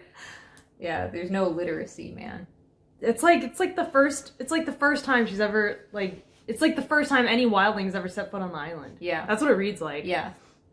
Anyway, then she gets caught in the rain, and, like, Grim Shart pulls her into the church. And they make out. And then... No, they don't. Don't they? No, they don't make out. They just say he was so close that his nose almost touched her nose. And then he shows her his dark ball powers. Oh, yeah. And then she is saying, like, she keeps waxing poetic about the only thing separating our skin to skin was tiny little bits of thin cloth. Oh, flimsy, drenched fabric between them. Yeah, and it's like, bro, what? Like, who Like thinks about... tea and boiling water. Yeah. More like pee in a bowl. Like, Grimdark shows her his dark ball powers, and she's like, whoa. Whoa. Then he just, like, disappears. And then she goes back. That's when Oro takes her to go see the ghosty lady. Yeah, Oro's like, we need to strike a deal with one of the ancient creatures on this Yeah. island to understand where the heart comes from. Yeah. And then they go see a ghost, and then she possesses Isla's body, and it's, like, pointless. And she tries to mac on the king. No, but it goes nowhere. The Doesn't ghost go tells them nothing. The only reason for that exchange is because the ghost said, I want to inhabit the body of the most beautiful woman on the island. And Oro's What like, you seek is not on Star Isle. That's all she says. Yeah. She could have asked Juniper. Seriously. He's as useful as Juniper. But it's like, yeah, okay, so then the ghost tries to mac on Oro, and then she's like, she woke up and she was this close to Oro's golden lips. She said she felt his breath on her face, and she was like, ugh. So then she's like, get me out of here. And she said she'll only do it, if you crucially- let me into the Sunling Library. Yeah. So then she just goes into Sunling Library, and there's no bond breaker in the Sunling Library, and at this point she searched all the libraries. Yeah. So it's like, Celeste, there's no bond breaker. At this point, I'd be like, Celeste, are you sure the bond breaker even exists, dude? 'Cause- Yeah, no, it just feels like it's such a useless plot point. Yeah. It's such a useless plot point. Then the Starling's like, oh, there must be another library. And then, or there's the ball. The ball. There's like the ball recommends the halfway point in the story, the 50th day. I just remember that when everything starts collapsing, Azul tries to use wind, like, like the crumbling marble, but then she says, like, the stone falls and a bunch of people get squashed, and then he tries to use the wind, like, to move the stones, but they're all covered in blood. I just remember that amazing visual. Stupid Azul. Idiot. Worthless. Yeah.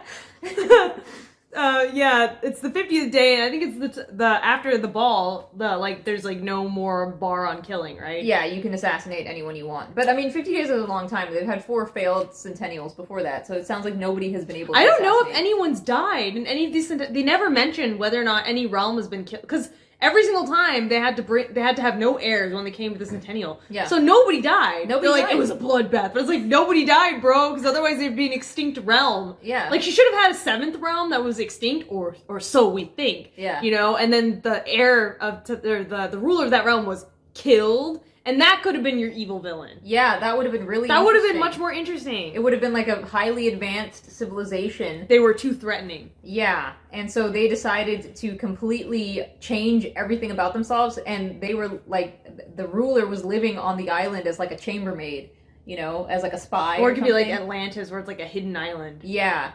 And so they're like spying and gathering intel, and they're like, you guys are so feeble and so weak. We've advanced technologically so much that our curse doesn't even matter anymore. Like, that's how powerful we are. And they right? can be the ultimate villains. Yeah. But anyway, the ball's stupid. And she's wearing a special outfit for the ball. Precariously placed leaves trailed across her chest and along her stomach, leaving strips of skin exposed across her ribs. The green leaves continued down her middle, just past the tops of her thighs. Below there was just sheer material, the occasional leaf sewn into the tumbling fabric. Her cape was deep green and offered at least some sort of modesty. It also hid her weapons. Yeah. I don't understand how she'd walk around going clank, clank, It clank, sounds like she's wearing a mermaid dress, like a mermaid style dress that's like super tight until you get to like the you know, like the knees, and then it flares out. I wasn't thinking the knees because she said just below her thighs, right? So I'm guessing, like, okay. I'm imagining it's like as long as like a clubbing dress, and then the sheer part goes down below that, like a trail. Well, that's so really ugly. It's almost like a Tinkerbell's dress from Yeah. Peter Pan, but with like a gown at the bottom that's like made of That's ugly. some transparent material. Yeah, it's very ugly. It's like her outfits only exist to be extremely revealing. Yeah, but they're also so tacky whenever Yeah. she describes them. So it's like, what's the culture of wildlings? Why don't they just show up naked everywhere they go? It just sounds like she wears like Kardashian Shein style dresses. Yeah, Fashion Nova style dresses. Yeah. And it's like, what does that say about the culture of wildlings? Sleazy. Yeah, like, what does that tell you about the way that they dress? I mean, it's like, you would expect if they were warriors, they would just be wearing armor all the time. Well, she has throwing stars disguised as brooches, blades tucked into the folds of her dress, But why? chainmail stitched into the fabric, making the cape into a shield. No, it would be extremely heavy. That would be very heavy. Yeah. It would be so heavy that in order to even whip it off, to like use it to like cover yourself, it would be very cumbersome. You wouldn't even be able to do that in like a split second. No. She should have just been wearing like a tunic Yeah. that had secret chainmail. Yeah. Like a loose-fitting sackcloth dress that like went down to her knees, and then underneath the sackcloth dress she was wearing like armored shorts, and then she was wearing boots that were also armored underneath Yeah. the leather.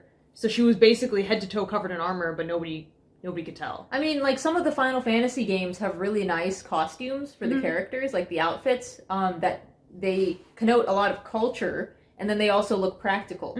Like, if you look at Final Fantasy X, and you look at the Summoner outfit, and then the Albed, both outfits look practical, but then they both, show two very distinct, different cultures. Right. Right? And it's like, with this one, I don't know, because she's the only person whose outfit gets this level of detail and description. You can't even tell me, like, what time period it's set in. This just sounds like modern day. Yeah. It sounds like modern day. Yeah. Like, it sounds like a naked dress, which is only possible with modern day. Machine net and machine lace Yeah. was, like, only invented in, like, the early 1900s. Yeah, because of the weaving process. Before that, lace and net was extremely difficult to sew, and it was, like, one of the most costly fabrics. Yeah. So, yeah, it doesn't make any sense. She's wearing, like, a bodycon dress made out of leaves. And bodycon is only available because of stretch fabrics, and stretch fabrics were only invented in, like, the 1950s. Yeah, because of synthetics. Like synthetics, like polyester and spandex were only invented in the 1970s. That's why prior to the 1960s and 70s, nobody wore hosiery. They all wore socks with suspenders. Yeah. Because they couldn't have, like, socks that gripped your leg. They were just loose, and you had to wear suspenders to hold them up. Yeah, garter belts and suspenders. Yep. Even men had to wear garters on their socks. It's like this person doesn't know anything about fashion history or fashion technology. Or fashion for different cultures. I mean, geez, right? Like, you're 0 for 3 on all of them, right? Like, at least if you base it off of, like, real life, like, some people who base their fantasy off real life, they're drawing on real life history. Yeah. So it's, like, accurate, even if it's not very imaginative. Yeah. Like, I'm reading another book where it's, like, based off of real life, like, medieval times, and everyone just wears, like, tunics, woolen tunics, and it's like, yeah, it's accurate. It's not very creative or interesting, but it's accurate. Yeah. So you're never gonna run into, like, somebody wearing a tunic with a zipper in it. Yeah. Like, in this story, or, like, skin-tight clothes. Yeah. In this story, or, like, leggings, like, in this story. It's like, do you not know what goes into making leggings, bro? Yeah. Anyway, she's wearing that to the ball, and this is so funny. There's, like, 6 staircases. Snow fell in sheets from clouds that crowded the glass ceiling. Shadows danced along the walls. Trees grew from the marble floor. Silver stardust was smeared like paint down the stairs, and dozens of rings of fire hung above their heads. It's like the Starling country was such an afterthought. They're just like, okay, just smack some silver paint. But how Here. did the trees get there? I don't know. There's no wildlings to grow the trees. No, I don't know. So how'd they get there? Trees grew from the marble floor. It's No. not like they're statues. No, it's like, again, when she went to her room, someone had somehow planted a tree in the center of the Yeah, room. and ivy. How? Yeah. How is that possible, you know? It's Who only did that? possible if the tree goes through the roof And to the get castle- access to the sunlight, Yeah, or the if it's castle like was glass. built around the tree, but I mean, who grew the tree, right? Because that's a wildling ability. Is it a paper mache tree? Like a high school play? Silver stardust is smeared like paint down the stairs, bro. You know, stardust is made out of like heavy metals and stuff. It's right? just glitter. There's just glitter on the stairs. This is like Party City glitter. It's not like the moon or the moon. No, but dust. everyone else is so much more impressive. Like snow from clouds in the middle of the dance floor. Yeah. Shadow puppets on the walls. Trees in the floor. And just stardust painting the stairs. but then there's like rings of fire everywhere providing Which light. one's the one for the Sky? Skyling? Yeah, No one cares about Sky. paper airplanes. No, it's whizzed about. it's the clouds, I guess. And then the snow is for the moonlight. yeah, Right. I guess it's the clouds. But Yeah. why that's not a moonling power? Because snow can't exist without clouds. Yeah. That's anyone's guess. Right. That's confusing. It is confusing. So Yeah, there should just be random lightning strikes. That would be Skyline. The lightning strikes the trees, and then they catch on fire. and then a meteor comes crashing down. Yeah, and that's splits the one in star half. power. Yeah. No, they could have had like shooting stars come down. They could have had sparklers, like Yeah. just floating. Like the lighting was provided by a mix of floating orbs of fire and sparklers. But then the question still becomes, who put all these decorations together? I'm guessing there's just like a chorus of like starlings, skylings, moonlings, and whatnot just crowded around the room going like this. Yeah. Just doing that all night. That's all I can think They all of. deep under eye circles Yeah. and they're all hunched over and malnourished. No, because they don't show anyone casting something and then it being like a passive effect. The only thing that exists like that is the king's power for his forever fire. Maybe Oro's doing it himself and that he's got like a vein in his temple. No wonder he's dying. Yeah, he's like, the amount of trickery I had to do for this stupid No ball. wonder the island starts to fall apart. During the ball, it just goes, you know, because he's like sitting there, and everybody, like a bunch of women are trying to talk to him. Could you imagine like the Spike Lee type camera Yeah. where he's like all dizzy, And he's sweating. he's sweating with that big vein in his forehead, and he, like, my lord, are you okay, my lord? And he's like, you know, going in and out of it, and then he just like collapses, like face slams against the floor, and then that's when it starts. Yeah. Like, Everything starts going crazy. slams into the floor like the core. So it was just too much effort. Yeah. Yeah. Stupid. So yeah, the end. During the ball, she just decides she doesn't want to be there, and then she goes and seeks out Grimshart, Yeah. and then they have a moment where he goes teleporting with her. But this ball is taking place at night, right? Yeah, it is. And he's out on the balcony. Wait. Interior balcony. Okay, so she was careful to say that it was an interior balcony. Yeah, she never left the ballroom. Yeah, because then she says that it looks like slices of cake. And then later she says cake again. Yeah. When everything starts falling apart, she says it's like a cake collapsing. No, she's really funny. Or she's really hungry. She really wants chocolate and cake. How do you think she's so skinny, bro? She never eats any of this stuff. Yeah. So, allow me to whisk you away, Heart Eater. They plummeted right off the interior balcony. That's what I'm saying, to the floor below. Could you imagine? Allow me to whisk you away and it's splat. They just plummet. You want to leave? Okay, I'll take you to the freaking underworld. Yeah. And then it's like, guys, he assassinated her. We have lost a realm. That means the curse is lifted. The marble and ceiling lights, sheet of her gown mixing to make their own galaxy. Then she was on the ground. The nobles were huddled like wolves above. I don't get it. They like land on the floor, like splat. Mm-hmm. And then they're on the ground. And then, so does he just like teleport before they hit the ground? I Like, guess. how did that work? How I do you guess- not like crack her head on the marble? I guess he just I interpreted it like he teleported to the ground. No, half a moment later she was in his arms. It was all a blur. They plummeted right off the interior balcony, and then she was on the ground. Yeah. But then she reveals that he can teleport later. And then they go visible, but they're on the ground, and the nobles are like above them. I don't know if they're like on the floor and the nobles are like right above them, or like where are they? I don't know where they are. But it looks like a cake. I don't know where they are. Yeah. Somebody needs to draw a map of what this castle looks No, because like. they went backward off the balcony, and then the nobles are above them. But like, were they just on the floor laying there? I think what happened was you had the balcony, and then they went off the balcony like this, and the nobles are right here. Yeah. Like approaching the balcony, and that's Oh. when he turns her invisible.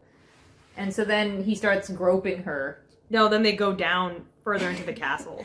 and then he starts groping her. And then, then he starts groping her closer and closer to even more sensitive places. Oh.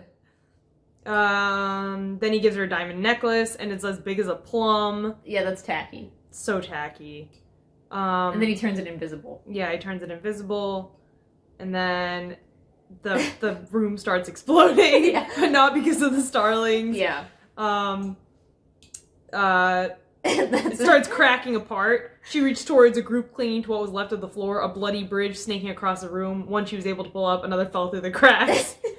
Her blades could do nothing. Her cape could shield some debris, but it was useless against the thick slabs of marble raining down on them. If she had power, she could save them. Oro had power. He remained hunched over, forehead now nearly against the floor. And then, where's Azul? That's the next page, I believe.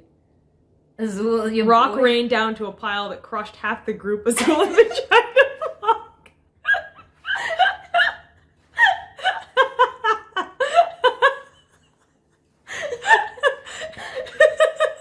He rushed to fling the rubble away with his wind, but Blood caught his stone.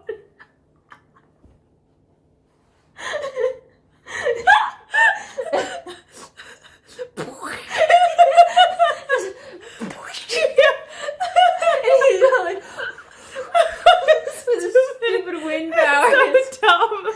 Wind bag. Oh my gosh. Just to rub in how useless this guy is. First he tries with the stupid paper No, airplanes. first his eyebrows are bigger than his eyes. Which is the first sign that something's not right with this guy. And then second, they come up with the amazing ideas of the paper airplanes. But then he also plays the mountain like an instrument. Yeah. Which is lame. Like a didgeridoo. Yeah. And then now you have this disaster. Worthless. He How come he sucks. couldn't use the wind as a blade to like slice the rocks? Why is he worthless? Because It's effing worthless.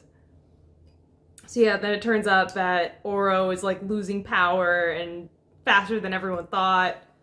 And yeah. That's where we're gonna leave off for today. it's taking... I'm losing power faster than I thought. We're 250 pages into 400 pages, so Yeah. that's it.